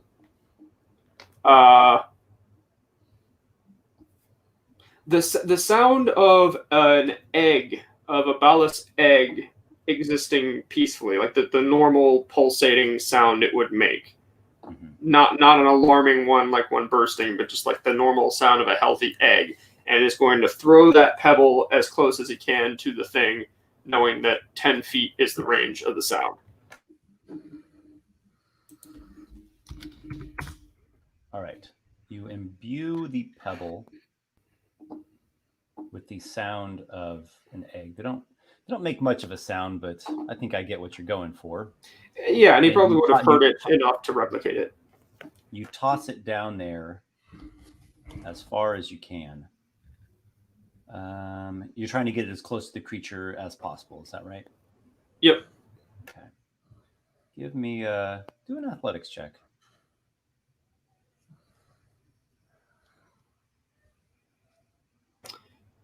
Not a great time, never a great time to have strength as a dump stat in this case. However, he rolled a 19 with a 10 strength. That remains a 19.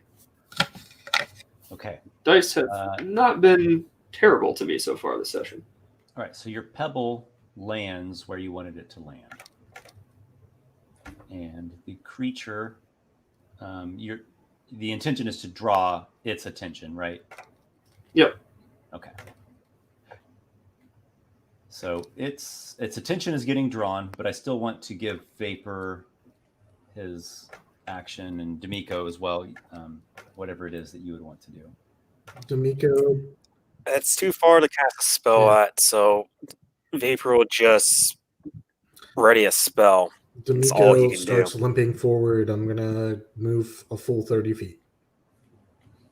That's with a dash action, yes. You go forward? Yeah, I'm just starting to limp forward towards it. So I should go ahead and give this to everyone, or the other 2 of you, that you've been helping him along. Do you try to hold him back? Do you have any qualm about that? Not as long as it seems like the creature is distracted by the stone and occupied by that, which was the intention, hopefully. Okay. Or that was the intention. Hopefully it works. So I'm 90 feet away from the creature now. Yep. Mm-hmm. I know it's probably got like 50 or 60 foot of move with a regular move. So hopefully it'll come to me. It doesn't seem quite that fast, but it is faster than a regular person. Dimico goes ahead. Vapor, what are you doing? The thing is like its attention has been drawn by the pebble here, but I mean, it seems that it's heard you all coming too. So it's got kind of divided attention.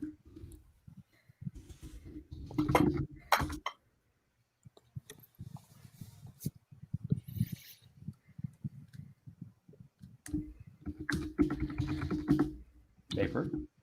Vapor's just going to ready a spell. Okay. What spell would you like to cast?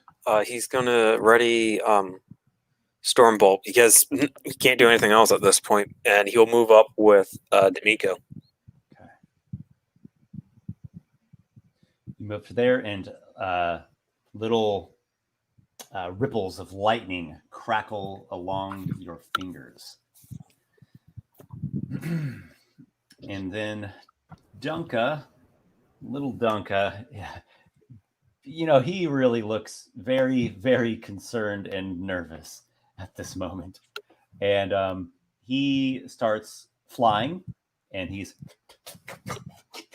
just kind of flitting about on his little homunculus wings, and he looks that way at the creature, he looks at these two, he looks back to Aygir, and he seems indecisive as to what's going on and what's going to happen. And I guess this is he's moved up into the air, he's flying. I'll put him at plus 15, plus 20 actually, and he's dodging. We'll just count that as a dodge action. Let me just give him a thing. All right, got it. Cool. The creature. Okay.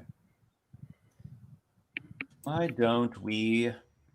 Do you think Aygir could do a deception check? He could. Yeah, let's go with that. It's charisma real bad, like real bad, but he can do that. It's gonna be, despite that, a 13. He rolled a 15. The creature, though it has heard something down this way, is currently more interested in this. And it goes up to it and begins licking it.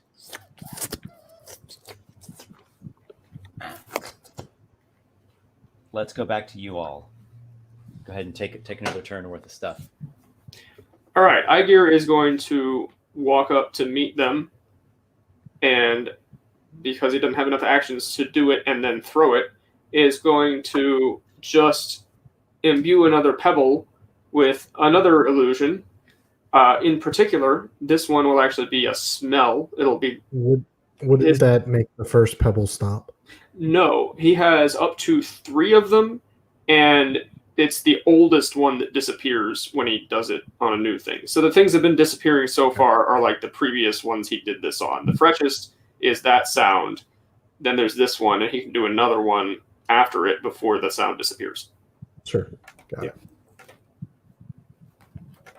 So this one will be his best recollection of the smell of an egg, a healthy egg. And he'll just So do you that. yeah. So you basically just get the pebble out and charged up, right? Yep. And Okay. like the sound, it's 10 feet. It's the range on it. Dimico, Vapor. Vapor will just keep that spell at the ready. Dimico will take the dodge action and move another 15 feet, I guess. Got to keep moving towards it. Yeah, and Vapor's Vapor, going are to you moving with stick him? right next with Dimico. Okay.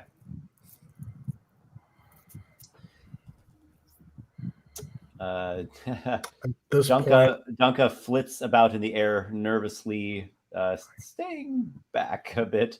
we're 75 feet away from it at this point. Something like that, yeah.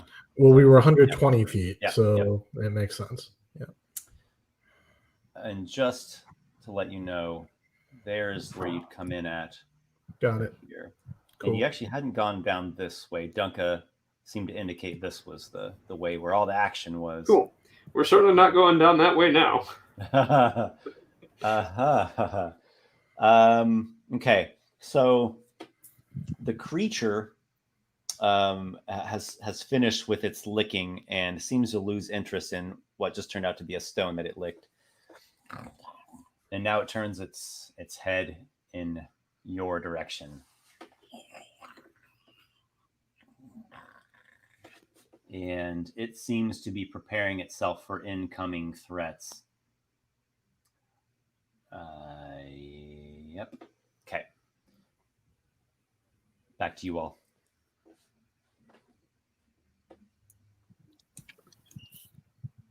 Aygir. Yeah. Oh well, first of all, he should be, unless they both moved up after he did. Yeah. Okay, he'll move up to where they are, and is that within 60 feet? No, it's 75 feet. If you went another 15 then feet. he will stand with them and with the you magic. do realize that we're gonna move again. Like we're gonna move another 15 feet. So you might as well go your full 30. Which would then put you exactly 60 feet. Okay, that's true. Yeah. It also moved. It might actually now be within 60 feet. Oh yeah, let's actually. No, he'll stop here and he'll ready an action with the magically tinkered stone to cast a storm bolt through it next. That would have triggered his readied action if it's now within 60 feet. For right. Vapor. It's not, but it might be soon. So yeah, he'll ready an action. No, it did move up like 15 feet, which would put it within 60. Should be at 60 at the moment. So then if it is, it's that would have triggered Vapor's spell. Yeah. Ready action. So. Oh, okay. That would have hit off. If you're up for attacking it, then go ahead. All right. So, especially if it moved towards us. If he didn't move, Vapor would have just cut the spell off already. But if it moved towards us, Aygir now has one ready as well. So that's a natural 20.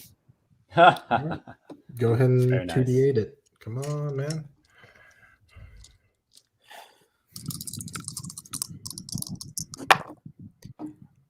Double sixes, so 12 points of damage. Nice. That is so. I would imagine for cinematic reasons, him just constantly keeping that spell ready, just overcharged it. So when he released it, it wasn't just a standard thunderbolt. It's like twice in size when it hits. Nice. Rippling lightning blasts the creature, and it replies with its own readied action. It, however, has disadvantage because you're in its long range.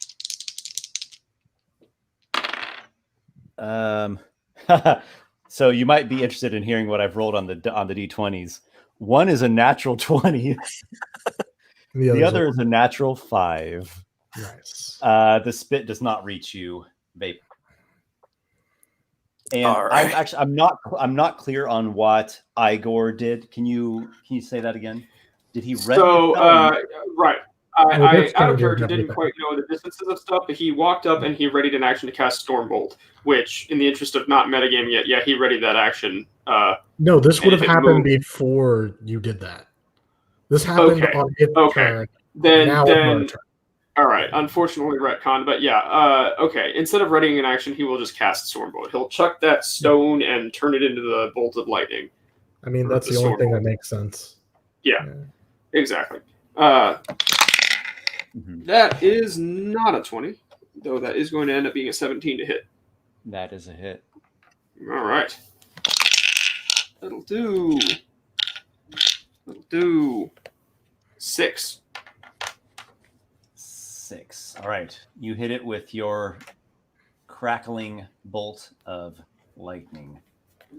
And it feels it. Yeah, it took the critical plus that one. So, yeah, you get some squeaks out of it. Dimico. No, it's not Dimico. Yeah, it is. It's Dunka.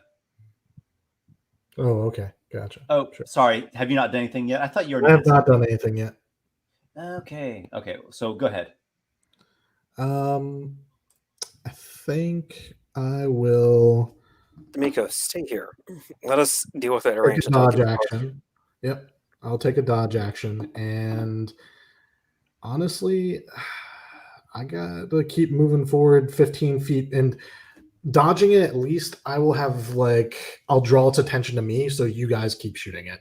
That's Dimico's mindset. He's moving towards it, trying to draw it, to attack him. Okay. Because you have the best chance of killing it. I'm going to do a roll just to see what Dunka's disposition. What's his motivation? Yeah. How is he feeling holding up? So I'll count this as a wisdom. Let's do a straight wisdom check. Sure. 5. Dunka is terrified. You hear Dunka's teeth chattering back there. Yep. And he seems to be, without any actual words that are intelligible, pleading with you all to run away and come back. And the creature, having been struck, it's going to spit at Vapor. It's got a long range. Not attacking the closer enemy. Okay. Oh no, because Vapor did so much damage to it. It's going after the biggest threat. Apparently, it can pull apart. Huh. This creature has more cunning than just an animal. You notice it does learn. Yeah, we know that. Some tactics. Yeah. Elluin could probably tell you that it has some tactics. All right, here we go. With disadvantage, oddly similar. There's a nat 20, and then there's a nat. It's got a 16 to hit. That will hit. Ooh, Vapor. 6 poison damage. That drops me. Oh, Vapor. Oh my god. All right. That's what I was trying to avoid. Vapor goes down. But that's now my turn, I believe. So now it's your turn. Let me determine what the creature does. Well, it moved and spit, and then it moved 5 feet and spit, and it will go back 35. Okay. Okay. All right. So we're back to you all. Let's go with Aygir. Wait, so you've skipped me. You literally have skipped me because my reaction was to cast a Stormbolt. It doesn't really matter. You could go first if you want. No, he didn't get a turn. Is his point? I never got a turn. You skipped him. You literally skipped me. Your last turn was you cast Stormbolt. No, that was a reaction. That was before. That was from the previous turn, Esper. This was a new turn starting with Aygir, because it always started with Aygir. I thought Vapor moved and cast Stormbolt. No, I never got a turn. No, that was a reaction that he had prepared on his previous turn. He did it on the and then once the creature moved within range, Vapor casts a spell, which was the natural 20. Then Aygir moved up, cast his spell. We started a fresh new round, which is where Aygir moved up, cast his spell. I moved up and dodged, and then the monster went. And the monster. Okay. I guess the double readied action thing threw me off. So we only need to do a Vapor turn, then we go back to the next. Then we go to the next round. Yes. Yeah. Okay. So, it'd be a death saving throw, Vapor. All right. Ready for this? 18. That's a success. Yep, 1 success. Okay, so now we go to the next round. Okay, so all right. Yeah, we'll start with Aygir. So the creature is how far away? Currently 35 feet more, so 95 feet away. It should be 105 from you. 105. So there's okay. There's no way he can get in range. Remind me again the rules for medicine checks and stabilizing people. It's an DC action. 15, I want to say. DC. It's like DC 15 or DC 10. I'm pretty sure it's DC 15. I'll double check though. Yeah. All right. Well, he's not going to be able to attack it very easily this turn, so he will go up and, or not go up. Vapor's right next to him. He will. DC 10. All right. Cool. He's got a +1 to it. He will attempt to stabilize, and he rolls an 18 + 1 is 19. Vapor, you have been stabilized. You are not dying. Actually, sorry, that was not an 18. That was a 16, so it's a 17. No difference. Just still a success. Very good.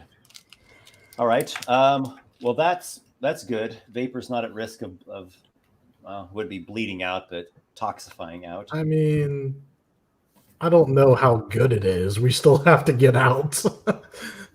Well, now we have all three of us stable again. But he can't act, and that was your action. So we'll see what it does on its turn, but it's probably going to drop me. Dimico, what do you do? I will dodge again, and I guess I'll go back for Vapor, but it's it's really kind of like I can move half speed, so I feel like moving forward is the better thing to do. So I'm going to move forward. You'll have to drag him yourself. Yeah. Dimico dodges, steps forward. Okay. Well, the creature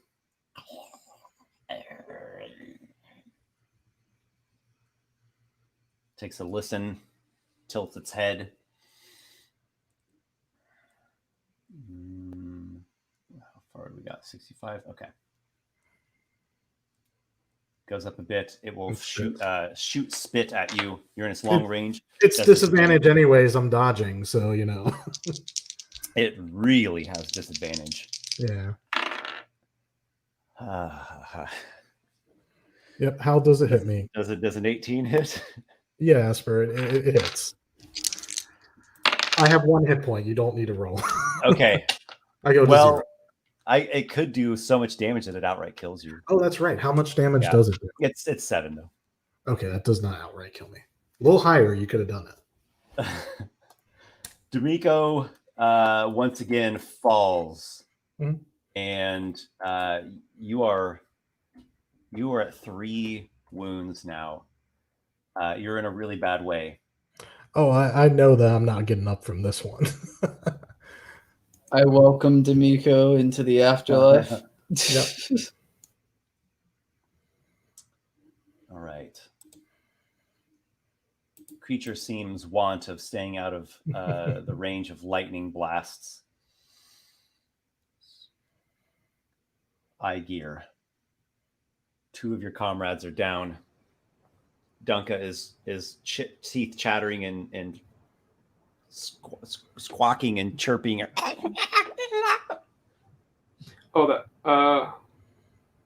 That's right. That's right. Vapor is stable but still down. Don't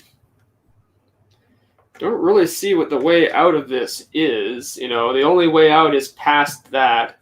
So your options are either you could retreat and try and take a short rest somewhere where it won't get you.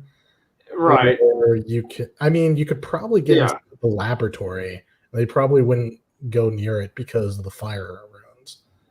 But that's true. Honestly, I think your probably best bet is to like try and either kill and get past it, or well, yeah. I mean, there's no way because he can only do reliably 8 damage, and that's from a range that it can. If you're playing as a survivalist, I think you should retreat with I think that is what the option is, because like there's no way he can reliably attack it enough to kill it. You'll probably die still retreating because it's faster and it can spit with range, but at least you can try. I mean, that's just my thought. It might be busy chewing on me, so you might get away. Right. That's the way Esper can justify you getting away. Honestly, Aygir says to Dunka, tell your master to send help. I don't know if it's the safest, but tell him to send help. And he'll drag Vapor and run the other direction. Okay.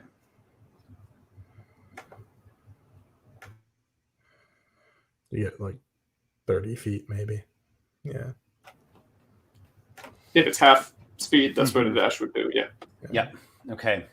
You take hold of Vapor, and you begin pulling him away. You give the command, the suggestion there to Dunka, the homunculus, and let's go to. I think it's going to be Dimico making a death saving throw.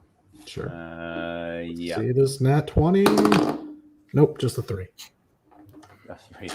So you actually failed. That is a fail. Yeah, I mean, it's a 50-50. Mm-hmm. Okay. The creature is just kind of prowling a bit, holding itself at the ready, listening, tilting its head. Let's go back to you all. I'll make another death saving. Is there any way Vapor can regain conscious Anything I could do? You're already stabilized, so no. You wake up in 1d4. It's like what, Okay, a so I just D4 got away. hours or something like that. Yeah, it's like After a d4. D4 hours, you gain a hit point. Yeah. Unless you gain magic healing. Yeah, magic healing. Hey, you got that troll blood, All right. whatever stuff. Maybe now's not such a bad time to get some shit together. I mean, what's the worst it could do? Kill me? Yeah, honestly, that's the worst they could do to me. It's just kill Do me. you want Aygir to is- the troll's blood to vapor? It depends on whether or not he knows he Vapor is has- probably yeah, going to survive. he would know that Vapor has it, right? No, you took So- it. I thought you had it. You took it. It was definitely Aygir. Oh, really? Do I have it written down? was I have a Wonder bunch of other stuff Berries. written down. I have You chemical had reagents. Berries and the troll's blood. Okay. Well, either way, that said, I think he's probably going to wait till they're in the laboratory, and thus free from potential attack. He's muttering under his breath about Dimico this whole time, and something revenge, something splatter those fuckers. I should turn them into kebabs, but they probably don't taste very good. You're going to be all right, Vapor. It's just like this time. The time on the cloud step. Back then by the geyser, where you left me for dead. Yeah, well, here's payback. Now you'll owe me your life. And he keeps dragging him, keeps dashing. The intention being to go to the laboratory and turn the fire barrier on. We could drag this out, Esper, but what do you think's going to happen? Yeah, Because honestly, I'm curious how you see this playing out. exactly. Okay. So I'm going to actually roll a couple things here. You want me to Is just one of roll them my a- death saves to see if I would have made it? I'm going to roll a couple things. The first thing that I'm going to roll is actually for Dunka.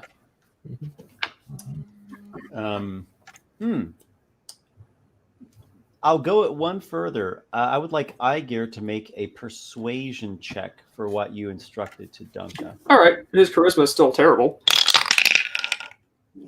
Well, he rolled an 18 though, so that's a 16. Okay, I'll let that serve. I think that was more interesting than just rolling my own thing for Dunka. So Dunka is going to do Dunka's flying acrobatic aerialist stunt maneuvering. Hope I don't get killed by the thing. So he begins flying, and the creature here is quite keen on catching little Dunka. And I'm going to roll the creature's attack. I mean, it's roll. made out of mud. What does the creature want? I guess cats don't need a reason to. Well, it's a like a thing. moth, but for sound instead of light. Yeah, If Dunka's making a sound, it's going to go after it. he's a laser pointer on the wall, and this thing's the cat. Yeah. So I am going to be doing a roll here, but I think this is going to be a little bit better in theater of the mind.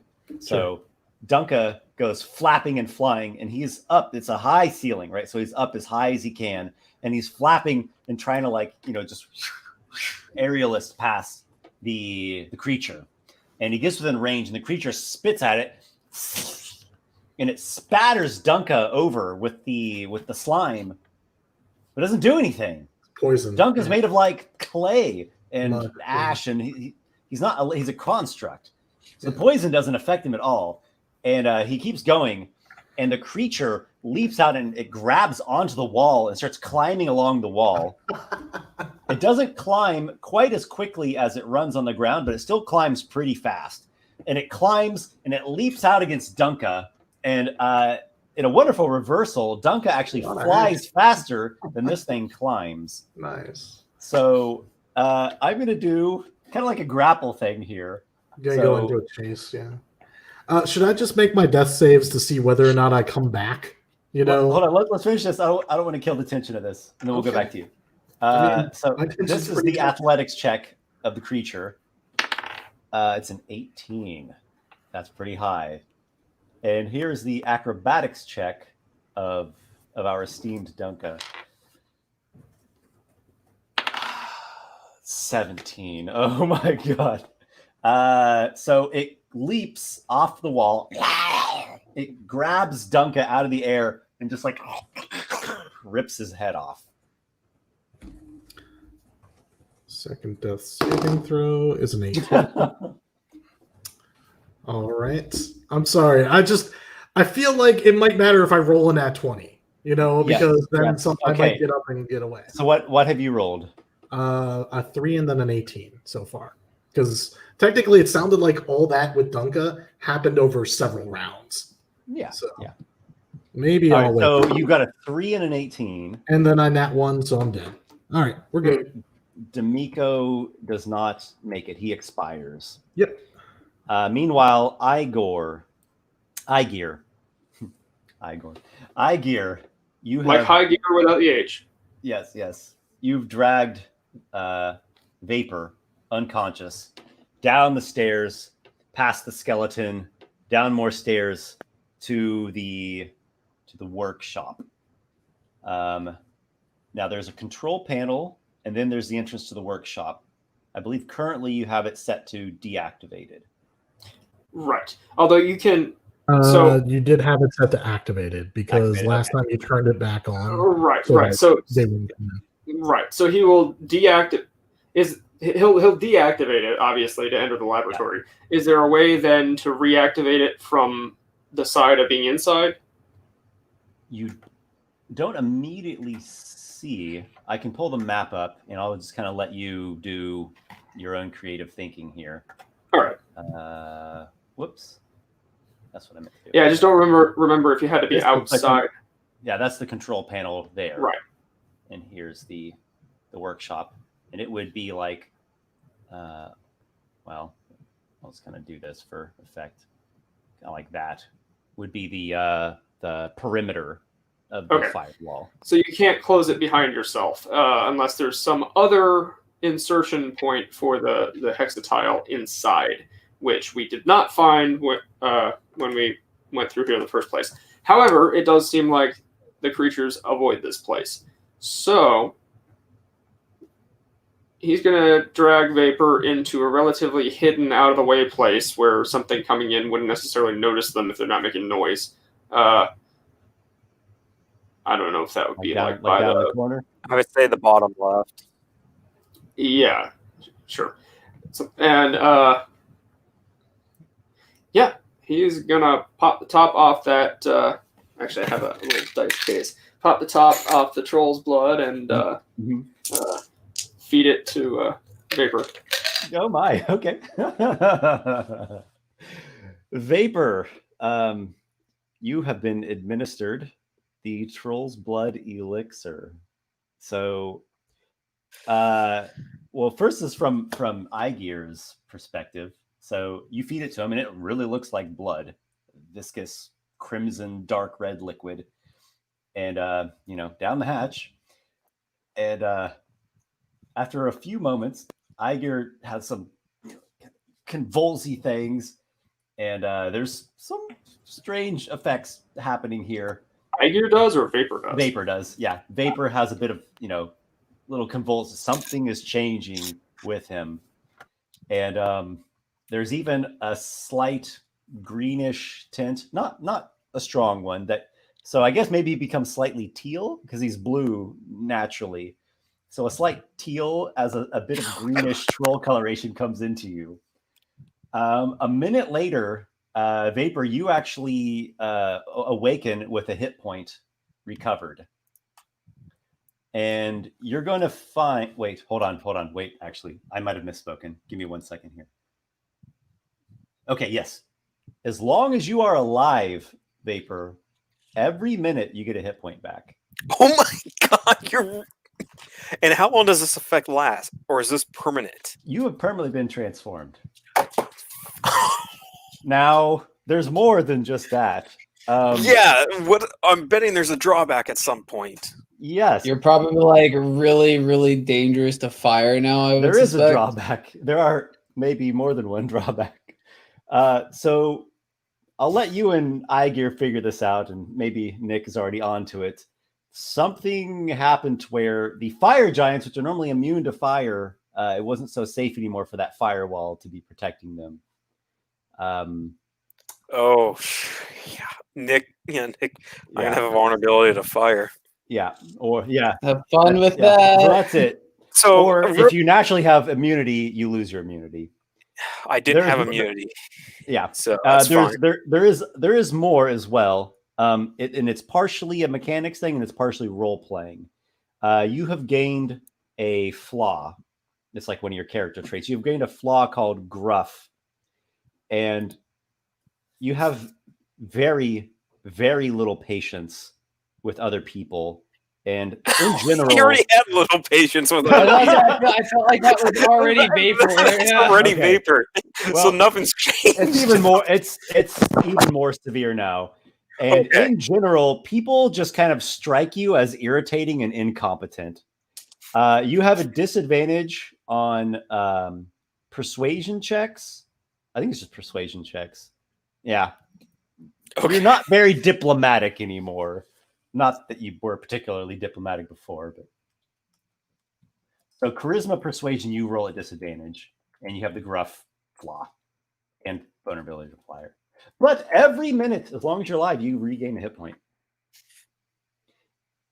And All right, Aygir, you also theorize that should he come into a situation where he like loses a body part, you can hold the dismembered part back onto the stump and it will reattach. Wait, doesn't that mean that Vapor basically during short rests he regains all of his Yes! systems for basically the entire campaign? Yeah, that's Up pretty to good. 60 hit points. As long as he's alive, and he's I should have made a tank. Well, it doesn't go beyond your maximum though, right? Correct. It's just healing. Yeah, but just for example, let's say I had more than 60 hit points. I would get after a short rest. I would gain up to 60 hit points, no matter what. But you are vulnerable to fire, and yes. Do you know what else trolls are susceptible to? I don't remember. Acid. Acid. Oh shit. Yeah, you have vulnerability to fire and fire. So basically, if one of these things hits you, you die. No, they do poison. They do poison. It's not acid, it's poison. Always poison. Oh, it's just I can't go into that one room. As Vapor is waking up and this is happening, Aygir is going to say, "Hold still for a moment. Don't bite me." And forces his mouth open and shoves the Wonderberry elixir down there as well. In for a penny, in for a pound. Alrighty. Oh my god. So you get I a love whiff. how you're experimenting on your friend with like deadly potentially consequences. Hey! It's an experimental therapy. What is it? You've become a mad scientist. I love this. So I feel like proves. if I may, I think that this is like his alchemic mind is improving. Hang on, Vapor. I think this is actually a trauma effect. Like you've suffered such trauma, it's kind of like made you mad sciencey, and you're like, "Fuck it, there's nothing else left to lose. I've lost 2 of my friends," and then you're like shoving these down his throat. And like honestly, this is not sane. You've cracked a little. I want you to know, Aygir's cracked. It's a compassionate release. It's a trial of an experimental therapy because his current condition was killing him. Therefore, the experimental untested drug can't make it worse. The worst it can do is kill him if he's dying anyway. So we'll see what he was actually dying. He was stabilized. He would literally have recovered in a couple hours without anything that you needed to do. Well, yeah, but also the thing could have caught up to us and eaten him and me in that time. So can't you turn the fire thing on from inside the room, Esper? Nope, not that we know of. We've been we know of. To turn it on, you put the hexatile into the slot in the control panel. Correct. So if you have a way that you can do that from Which inside I do not. Workshop. Okay. No, I do not have mage hand. So here's the thing: they probably wouldn't come in here because they couldn't see that the fire runes are down. Like they have no way to know that. That's true, but given the current situation, that is just one. I get where you're coming from. I would have probably waited until they came for me. I would not have done this if I was in your shoes. But anyways, again, this is no. I considered that, but this is a dire situation already. Yeah. Stop poisoning him. It's experimental therapy. Yeah. It is, exactly.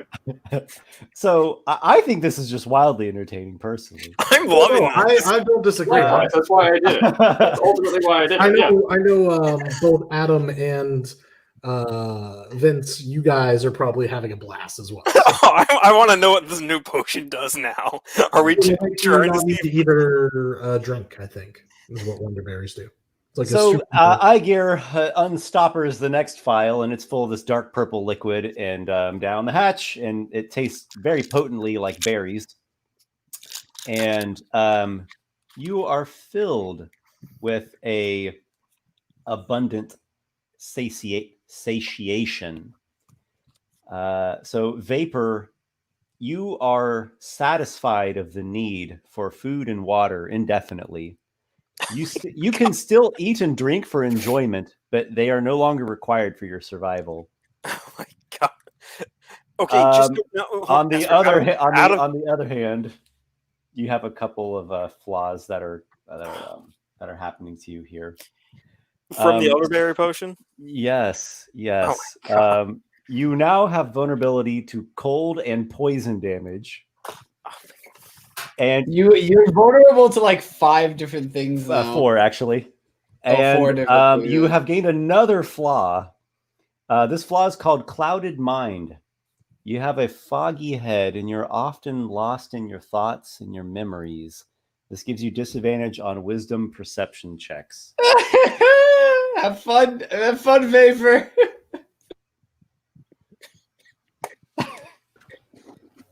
Hey man, we're gonna have to put you in like a straitjacket for your own safety. As soon as fighting starts. As soon as Vapor is fully conscious again, Aygir will say to him, "That's right. Now, hopefully you're awake again. Just sit there. Don't do anything. Let me do the talking. This may sound Talk fast. I am not in the mood for it. Is that a let us rest. Let us rest, and then the Crossroaders have not seen us. They only saw Dimico, and only knew him as a smoking harlot. I say, if anything, they are more useful as allies than as enemies. But let me do the talking. I do the talking. You keep your mouth shut. If I must. And you can see he's just kind of like a little more like drunk looking. He's trying to regain focus. I am sorry for what I had to do to you, and if it has caused you any trouble. I sincerely hope that Connor Spindle can sort this all out. I honestly thought you were going to say, like, I'm sincerely sorry for what I had to do for you, and if it caused you any trouble, please let me document it and publish it. He's an armorer. He's not an alchemist. This is new territory. Yeah. Well, I mean, I'm sure Vapor's the alchemist here, which is actually a question that if we make it out here, I'm going to actually have to ask Esper about a couple of things. So, a couple things I should also note, so I don't forget them. One is that Dimico, aka Warsor, Aygir, and Vapor have accrued a milestone. And another thing is that Aygir, in your knowledge of these elixirs, a remove curse effect wipes away all the effects of the elixir, the flaw and the benefit. Excellent. All right. So, well, the only one I really would want to get rid of. Oh, damn! I don't know. That's good to know. It means that should we be able to obtain more of these in the future, we can use them in a controlled way and not just recklessly, like I have calculatedly but still recklessly done. Was there? Hold on, out of curiosity, Esper, was there more than one of each type of potion that we grabbed, or is there just one of each that was left? He just found one of each. There was one of each left. Okay, never mind. Because I was going to say, if there was more than one, Vapor probably could have studied them and figured out how to recreate them. Yep, that's gone. God damn it! We're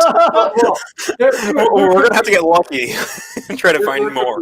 Could be more. These things and undoubtedly exist somewhere in the wider world if they were here. Yeah. So, are the two of them able to complete a short rest without being further bothered? Maybe. We'll find out in just a moment. But first, we do have to give our farewells to the brave souls that are passing on. Ah, yes. Dimico. I hate everything. I don't want to be in this campaign anymore. Sleep on it. Don't, give it a day before you make any big decisions. Dimico, your spirit is there at the ocean side, and in the water is your great goddess, the mother there of the cove, and she welcomes you into her glowing embrace, and your own heart begins to glow that same glow, reflecting from with your own chest. Do you go into your mother's arms? Yes. You drift forward and become one with her embrace. And soon, a little glowing algae bit thing is going to wash ashore with a little bit of Dimico's essence infusing it. Elluin. You are a brave one, perhaps misunderstood at times by your allies, but they knew your true color in the end. Are you a religious person, a spiritual person in any way? Probably, yeah, I would say so, yeah. Tell me about Elluin's spiritual path. You had something celestial about you.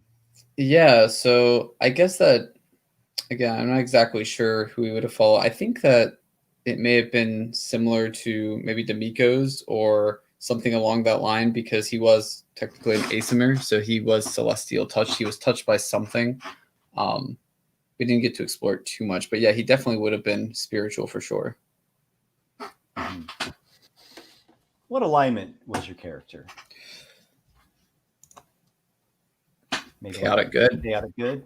Yeah, he seemed chaotic good. Okay.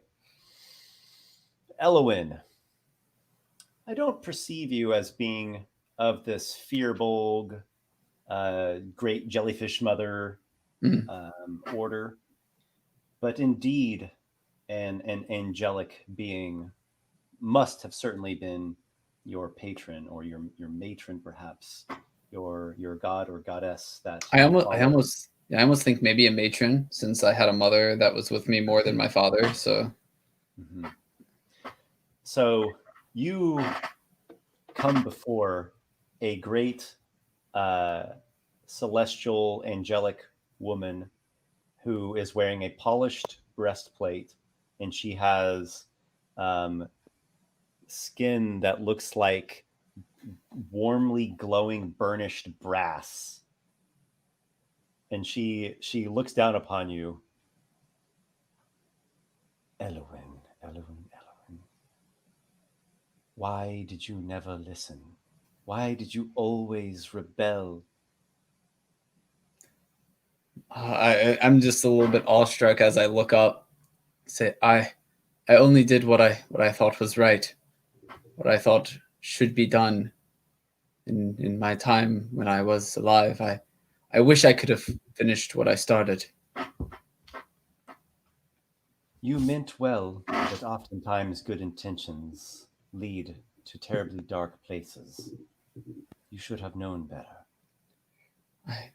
I sort of look down a little bit and say, I don't, like, I'm thinking of, like, if I regret what I did with, like, leaving my mother behind, and I think about it a bit, and I look up and say, I don't regret what I did. I still think that what I did was the right decision. Look here. And she wafts her hand as though parting through a veil of clouds, and you're looking down upon your mother in her bedchamber, and she is curled up in her bed, sobbing uncontrollably. the news of the death of her son. Perhaps it's coming in a future time. Time is fluid in this place, and she is racked with grief of the death of her 2 trueborn sons. She still does have the other son, the human, the one begotten illegitimately, and we'll see, what comfort or good deeds he might be able to impart. But the burnished angelic warrior, she shows you this. You have no regrets? I sort of kind of reach my hand out a bit as if like I could comfort her and touch her, and I guess like probably just doesn't work. And I look down and I say, I wish that I could have been there for her, and I wish that this had not happened, but I don't think that regretting what I have done will change what has happened. Very well. If you refuse to repent for your sin and to acknowledge any measure of regret, be gone from me, for I do not know you. And she blows as though a great hurricane gale, and your spirit is blown through veils of plains, and you end up as in a great maelstrom, and your soul has been sent to the wind-swept depths of limbo. Oh boy. You have been sent to a chaotic plane, not an evil plane. It's not a hell or an abyss, but it's not a good aligned plane either. No majestic paradise. Yeah. And Pandemonium. Thank you. And through the chaotic gales of pandemonium, your spirit will wander. Will he find his way eventually to some higher plane, or will he be lost forever, disoriented in his chaos? I don't know. Seems like all the pandas might be kind of nice to spend time with. Yeah, no, I think that fits Elluin. Yeah, he would have not regretted what he did. Like he feels bad for his mother, of course, but he still thinks what he did was the right decision. Sure. We'll leave that at that. I think it's good. Kind of a neutral, mysterious ending. Not a damnation, but also not a salvation. And maybe he'll find Noxaquil. Pandemonium is very chaotic. Who knows where that can spin out into. So for the two of you, my regrets for your characters having passed away. It is a grisly and grim business adventure. I mean, this is level 1, Esper. Yeah. If you were not expecting this, right? I mean, I didn't get attached to the character too much until he makes it to at least level 2, maybe level 3. Yeah, it's a level 1 game. Yeah. A story is an omelet. And level 1 character. I'm gonna go cry myself to sleep tonight because I loved Elluin. He was my favorite character. We'll be over here defiling his memory. So in the world of the living. So I would like to invite, and welcome both of you to create new characters, just using the same number of milestones you had when you had your wonderful croaking moment. I am already working on it as we speak. So yeah, I've been looking into some stuff as well. There's already a petition going around that Nick makes a dwarf. All right, so now we just need 2 more signatures. Let's go back to Aygir and Vapor, who are still more or less in the frying pan. They're also not dead, so yeah. Well, level 1 character are eggs, right? So let's see if they turn into fried eggs or not. Oh, Vapor might turn into a fried egg now that he's vulnerable to fire. I am vulnerable to so much crap. I'm trying to figure out how I'm going to do the absent-minded thing with no patience whatsoever, because it's like they're kind of like on both ends of the extreme. It's like you're spacing out, and then someone's trying to get your attention, and when you finally realize they're there, you're like, "What? What the hell do you want?" If you're a Frasier fan, It's like Bulldog Briscoe, the sports radio operator who like loses something or forgets about something and perceives it as a slight. This stinks. This is total BS. Oh wait, no, there it is. Oh, okay. I've never watched that show. I cannot.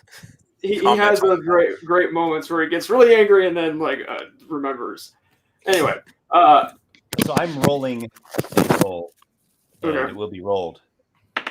And that sound you hear is confirming that it was a roll. So here's what happens. The two of you are hunkered down, and Vapor, with every passing minute, you feel a little bit better. And a vigor, as much as it's kind of a troll-like, it has 8 minutes passed. Viciousness. It also feels pretty good. Like you're getting kind of a rush out of this, and like, yeah, your hit points go to full, and you're like, I feel great now. Your skin is got some different kind of colors swirling about in it, so that's odd, but there's maybe some green and purple swirls in there. Have I always been this off-colored? You did something to me. What did you do? Why am I this color? What I did was What did you cast on me? What I did was I saved your life, you ungrateful bastard. How? Well, he just holds up the empty bottle. You know, a little bit of this, a little bit of that. I wanted to study that. Well, now you can. I'm gonna have to study First hand. You're getting first-hand study again as we speak. I'd like both. Oh, go ahead. Vapor's going to take the bottle and like just stuff it into his back, and it's like, I don't trust you with it anymore. Of course, no problem. Here, have the other one too. You give me both? Well, what was I to know what they did? All I knew is that you were knocked out and one of those spitters was nuttling around over here. He takes that bottle and puts it into his back as well. It's like, no more giving potions if I'm unconscious. Okay. Let me know what they do. I'll wait until you're dead next time. Sounds like a plan. Both of you make perception checks. All right. Don't forget disadvantage. Very least proficient in this. Damn it, that was a 19. I have to do disadvantage. I hate that. That's a 1. Fuck you. Not you, but Esper. Fuck Aygir. Better than a 1. Aygir got an 11. Okay. So what this means is neither of you hear anything, but you also don't see anything, as in nothing appears. So I'm just going to leave it at that, but a short rest does pass. All right. Now, remember the plan? We're going to go we get to the freaking acid pit. We get down and we go see the Crossroaders. I turn the acid off, and we are going to say we are escaped slaves. I am going to say we are escaped slaves. We have heard of the Crossroaders. We have heard of the Crossroaders. That is not a lie. None of this is lies. The only lie is that we are, well, I'm bad at lying. Maybe we'll say we're not. Can't we just say we need their help to get out of town? That sounds a bit more prudent, you know, for one with your disability. Thank you. Clarity in rage. But remember, I do the talking. You Fine. keep your mouth shut. Don't need you insulting. Just don't take too long on the talking. Shamithon Stock doesn't need you, nor do I need you insulting his mother. All right. I don't even know his mother. Good. Let's keep it that way. So we set forward, hexatile in hand, to turn the acid off when we get As there. quietly as possible, I think. To slowly, gently, carefully, friendly, not non-hostilely, go and approach the Crossroaders in their cave lair, provided they're indeed still there after the weird smoke bombing incident, which we definitely are not going to claim any knowledge of. The two of you slip out of the workshop, and you're heading in the direction of the control panel for the acid orb. Yeah.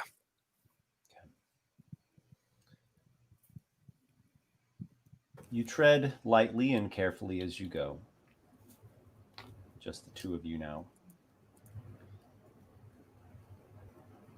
The control panel is close to where the den of the creatures is located. It sounds like you're trying to move quietly and sneak about. Is there any other particular way that you go about this, or other tactics or whatever? Anything else that I should be aware of?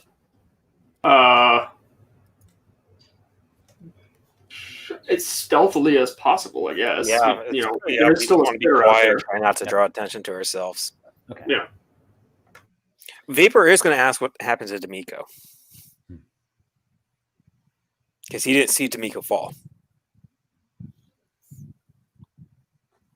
But that probably happened during the rest. He was on the ground. I had to leave him to save you. I thought you would thank me for that, though I wish I could have taken him too. If by some miracle he survived, then I shall be very glad to see him again. If not, he is with the gods. Be with his god at least. The two of you are approaching the control panel for the acid orb, which is currently blooshing and splooshing and making all kinds of geysery noises. So here's what's going to happen. Aygir, you'll make a stealth check. Vapor, you'll make a stealth check with disadvantage because you have a level of exhaustion from your wound. Creatures typically have advantage on hearing for their keen hearing, but I'm going to remove that due to the sound of the constant geysering. Okay. This is just a regular stealth check, right? So for you, just a regular stealth check, and Vapor, a disadvantage. It's going to be pretty good. It's going to be an 18. 5. Okay, so here's what happens. You're right at the control panel. You've been trying to be as quiet as you can, but Vapor, you're not doing very well with your wound. And the creatures have caught you. And the two adults, they poke their head around the corner of where the lair is. Quick reaction. What do you do? Aygir looks at Vapor and goes, Vapor is going while also using the hex. so Vapor is going to bolt into the acid room as soon as he sees it go off. So Vapor starts running for it, and it's still going, but I said as soon as the activating it. So as you're running in as it's like the last acid spray settles and vanishes, fades away, and you run in there, at the moment that it's deactivated. And Aygir, do you also go sprinting, or what do you do? Yeah, he'll well, he wanted to not make noise, but Vapor already acted. So he'll also sprint. All right. Vapor's not going to sit around for that. Aygir goes sprinting. Aygir, make an athletics check. Athletics. Strength is not very good strength for him. Yep. Yep. Strength is not very good for him, but it's not a negative, and it's a 17 on the die. That's so it's a 17. Good. 17. Okay. Yeah, the dice have not been hitting him so far. I think that's what's been the difference between life and death. Okay. So you go running out. Vapor had the head start because he already ran first. Vapor, you get into the chamber with the acid orb, the deactivated acid orb. And it sounds like you're heading in the direction of the once he's in the room, he's going to turn around and start covering fire for Aygir. Okay, you get in the room and shoot out bolts of light. Bolts? Thunderbolt. Storm bolts. There we go. Storm bolts, not lightning bolts. Aygir is running for it, and he's actually doing decently well. The creatures are a little bit faster than an average person, but Aygir has heartily compelled and galvanized himself into an expeditious flight. I would like Vapor to make, let's keep this skill based. Make an Arcana check. Do like a, I guess you have disadvantage from exhaustion. Oh, damn. Yeah. Well, that one went flying. That's okay, how it let's try again. That's actually not bad. That was only a 1 point difference, so that will be 17 instead of an 18. Also a good roll. Okay, so you give the creatures pause as they start chasing through the corridor section there, and then suddenly come more of these Stormbolt things that they've been blasted with before, and they don't like being blasted with them. So they're getting riddled with bits of lightning and zaps. Aygir's running for it, and the two of you cross the acid orb chamber and start getting down the crevice. Are you climbing just hand by hand? I guess it's pretty easy to climb this part. It's sort of roughly eroded away in very irregular shape. So disregard that. So you climb down. You get to the crawl space. You're crawling along. I would like. I know we already did perception before, but I think perception's probably going to be. Well, I'll leave it up to you all. I would like you all, both of you, to describe in what way are you navigating the crawl space? Like, what is your priority? How go as fast as you can. Try to avoid being stuck. Try to listen or perceive for dangers ahead or other. For Aygir, the priorities right now are first speed, get away from the spitters, and then after and once that can be accomplished, trying to approach the Crossroaders in a way that seems non-violent. Okay, gotcha. So let's go with the first priority there because it's first. Speed. I mean, it still seems like a strength athletics check to me. Okay. Unless you have another suggestion. Not really. It's you're pretty crouched down. I mean, unless that's a shit roll for. If history would possibly give him like an idea about the layout of the cave, but probably not.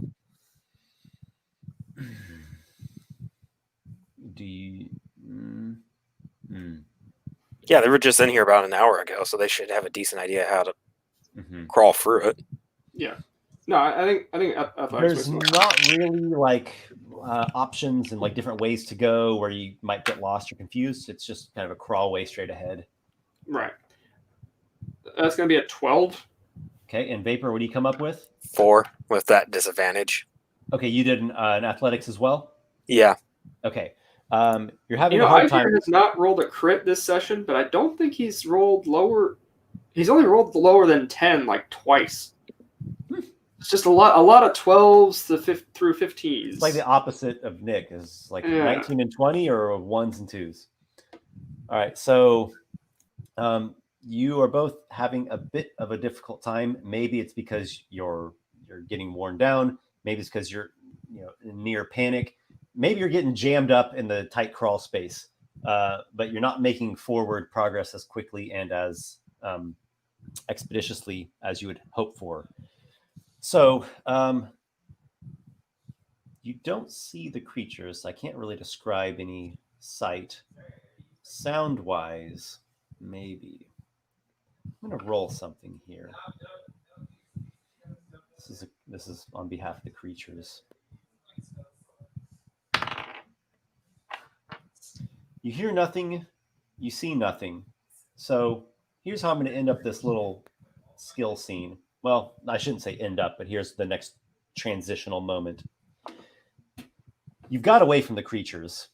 For whatever happened, they don't know where you went. You went somewhere that they've never been before. As far as they've always known, it was acid. And even if they can see or realize that the acid isn't there anymore, there's that whole freaking room. So they don't know where you are.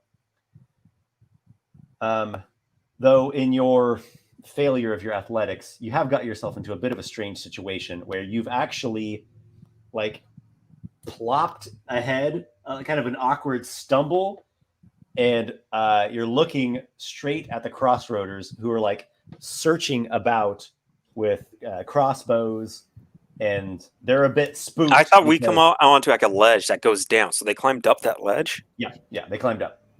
Oh, really? Okay. Yeah. So again, give me your gut reaction, your knee-jerk reaction. What do you do when you see Crossroaders there looking with like weapons and searching for whoever? Please don't shoot. Help us. You're the Crossroaders? Vapor, do you say anything? Vapor was told not to say anything, so he's keeping his mouth shut. Okay, so you just quietly stand by.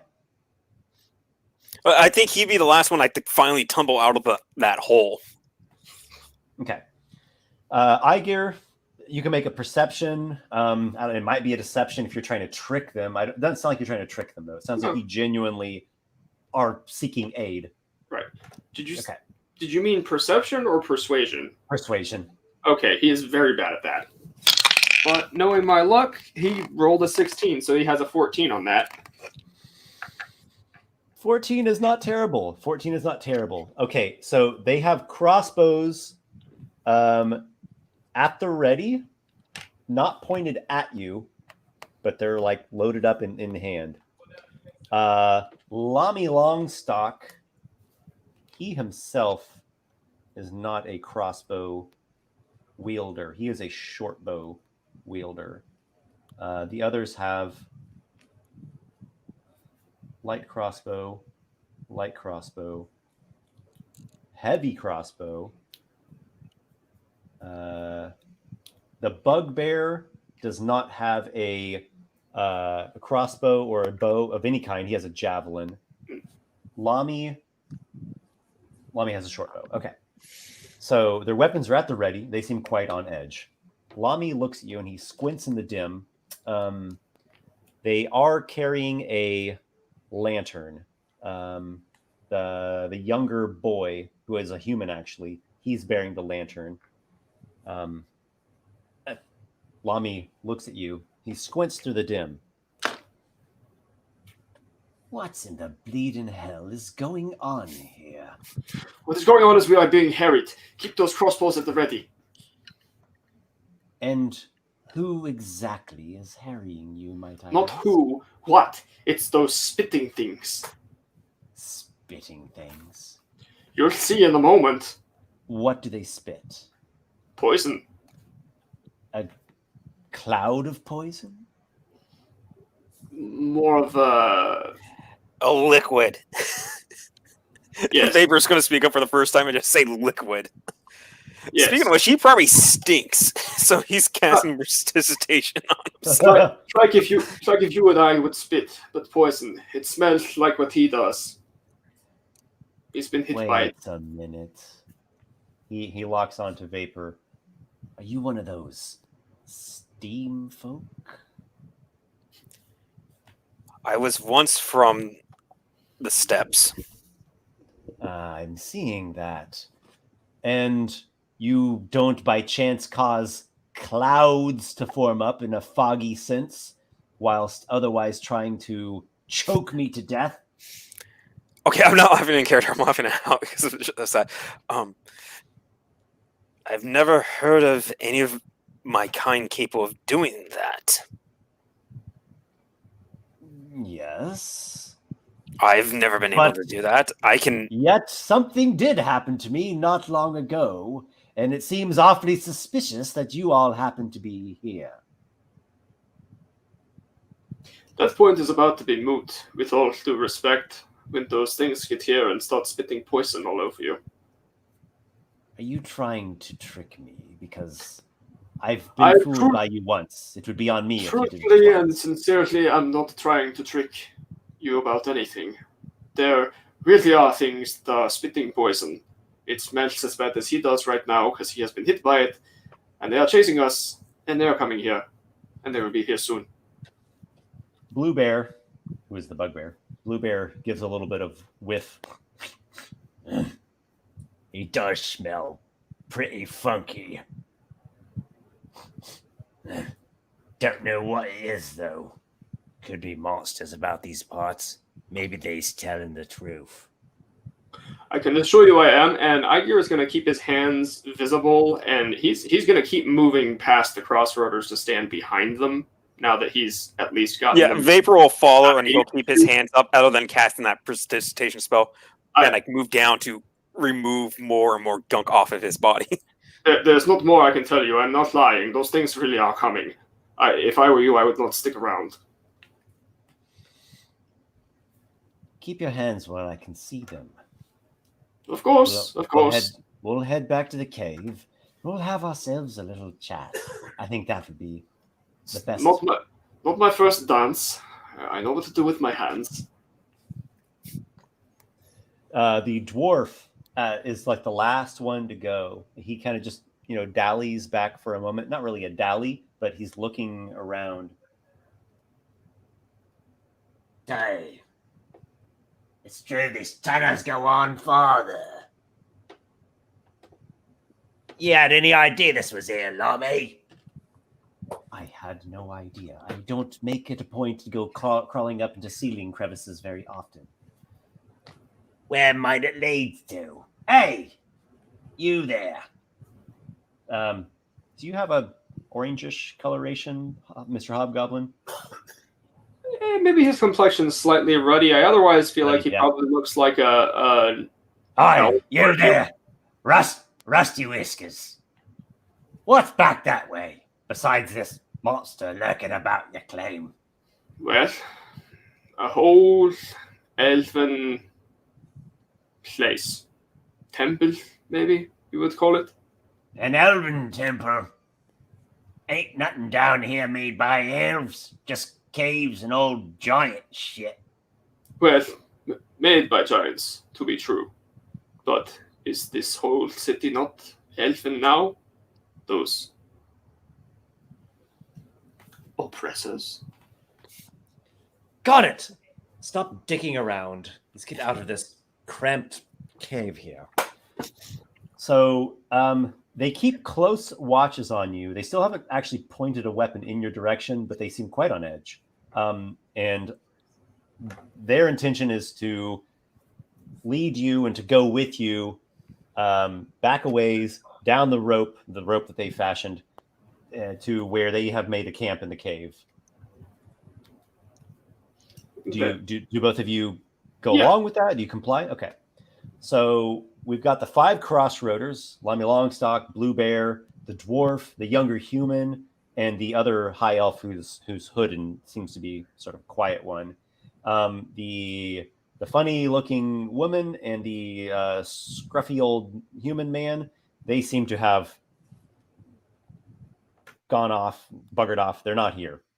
It's still pretty late. It's like a early morning time. They've got a little campfire crackling. You can tell that they've, gotten their gear laid out and easily accessible. That's close enough. He stops you. Lamy asks you to stop before you get within range where you could just make a lunge for their gear that's laid out.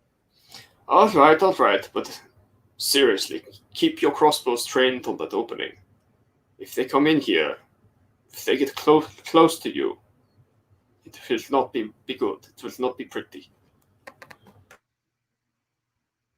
What kind of creatures exactly? Can you be more specific? I can. There's a lot of strange things out there in the wide world. I can be very specific, though. I don't know if you'll believe me. They are like nothing I have ever seen in this world.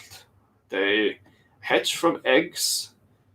Sometimes those eggs hatch prematurely, but into fully formed creatures. Small creatures that bite. And then those that bite, I think, must grow into bigger ones that spit poison and also bite. As a former companion of mine, now former, unfortunately learned. Lamy Longstock considers and regards the description that you've just given. And he says, there are strange bits of history that some would rather remain obscured by the past, and stumbling upon them can have an array of effects, sometimes disastrous. Yes, You that's look an apt suspect. unwell. He looks at Vapor. One of those things poisoned me to near death. So if you don't mind, I would like some water to get whatever is in my system out. He looks at the younger, like the adolescent human. Micah, get him a water skin. Micah sets down the lantern, fetches you a water skin. There you go. Vapor is like going to just like quickly take it out of his hand, and then it's like, thank you, pops the cork and just downs. Even though he knows he doesn't need it, he just downs it to get like the taste of the potions out of his mouth. Because they're still stuck in his mouth. He hasn't been able to get rid of them using all of his water. So Garnet with his light crossbow, the dwarf, and then the hooded high elf with the heavy crossbow, they've kept a pretty steady watch on that upper ledge where you all just came from. The hooded one, just quietly in Elvish to Lami, says, "I haven't heard anything yet. Are you saying that this cave is now unsafe? Should we be exiting the premise immediately? Are you being if I know closely on your trail? If I can take your word for it that you will not shoot me, I myself will be exiting as soon as I physically can. Yes, I believe. Well, they don't see; they only smell. So, it is possible they have given up the trail after we left. Especially if this one now doesn't stink quite so badly. This one stenching, I highly doubt that. Vapor's still trying to get rid of the smell with prestidigitation. I think it's a losing battle at this point for him. But he doesn't care. He wants that smell gone. The largest one of their bunch, Blue Bear, his fingers fidget nervously. I've had run-ins with things what live underground. Sometimes it's better just to seal them off and go for a different cave. There's plenty of caves and ruins round the world. No sense in getting your heart set on just one of them. Well, it seems that there are an abundance in the wide world, but we don't live in the wide world. We are currently in Barnacle. You always got your damn fancy words, but I'm telling you, better safe than sorry. He looks at you, Blue Bear looks at you, Aygir, and he says something to you in the goblin tongue, and he says, "Whereabouts are you from?" You're on mute. Oh, Vapor speaks Goblin, so he knows exactly what the guy says. He learned it from Aygir. Yeah, cool. Can you not tell by looking at me? I am of the steppe. Also, I taught this one to speak our tongue. I know him from back there. What brought you two from the Cloud Steppe all the way to Barnacle? Well, by trade I am an armorer. By profession, I am a historian. There is a lot of nice old stuff here to study and research, to learn about, and maybe to, if I am lucky, make a fortune with. That is why we are down here. We are treasure hunters of a sort. We do a bit of treasure hunting as well. I be originally from Dodecachilia, not far what you origin. One of the great big... One of the Dolors. Yes. Those are wonderful places. So warm in the winter. It's not bad, but there's much more to see. Round all of Haven Isle.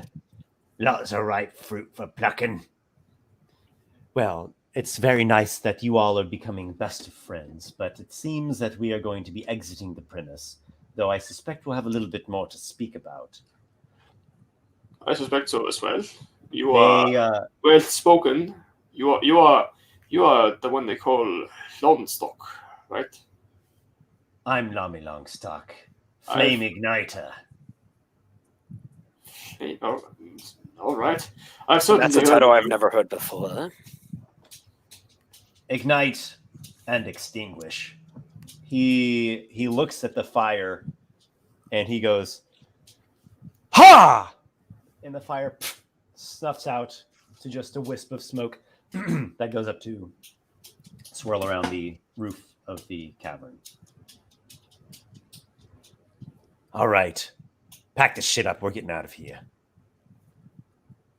So they forthwith begin packing up their gear, and they intend to exit the cave.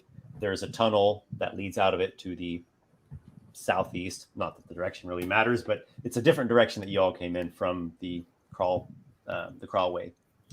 And they are going to make sure that they tightly seal up the entrance and mark a warning on it as they do. Monsters sealed inside. Don't, warning, beware, don't open. They don't sign it. It's just a generalized warning. And you are in the crumble. You're somewhere in the crumble. It's one of many burrows and nooks that can be found all throughout this massive ruin of a collapsed section of a giant castle. So I'm trying to think of a good ending point, and there is one that I would like to end things on, and this might actually lead really nicely into next session. So Lami has a little quick exchange with Garnet, the dwarf, and he said, "We have some plans, very important plans that we're going to have to be attending to quite soon, and apparently we won't be resting here. I have a proposition that I would like to make to you. Now is not the time to speak of it. Would you meet with me in 2 days' time?"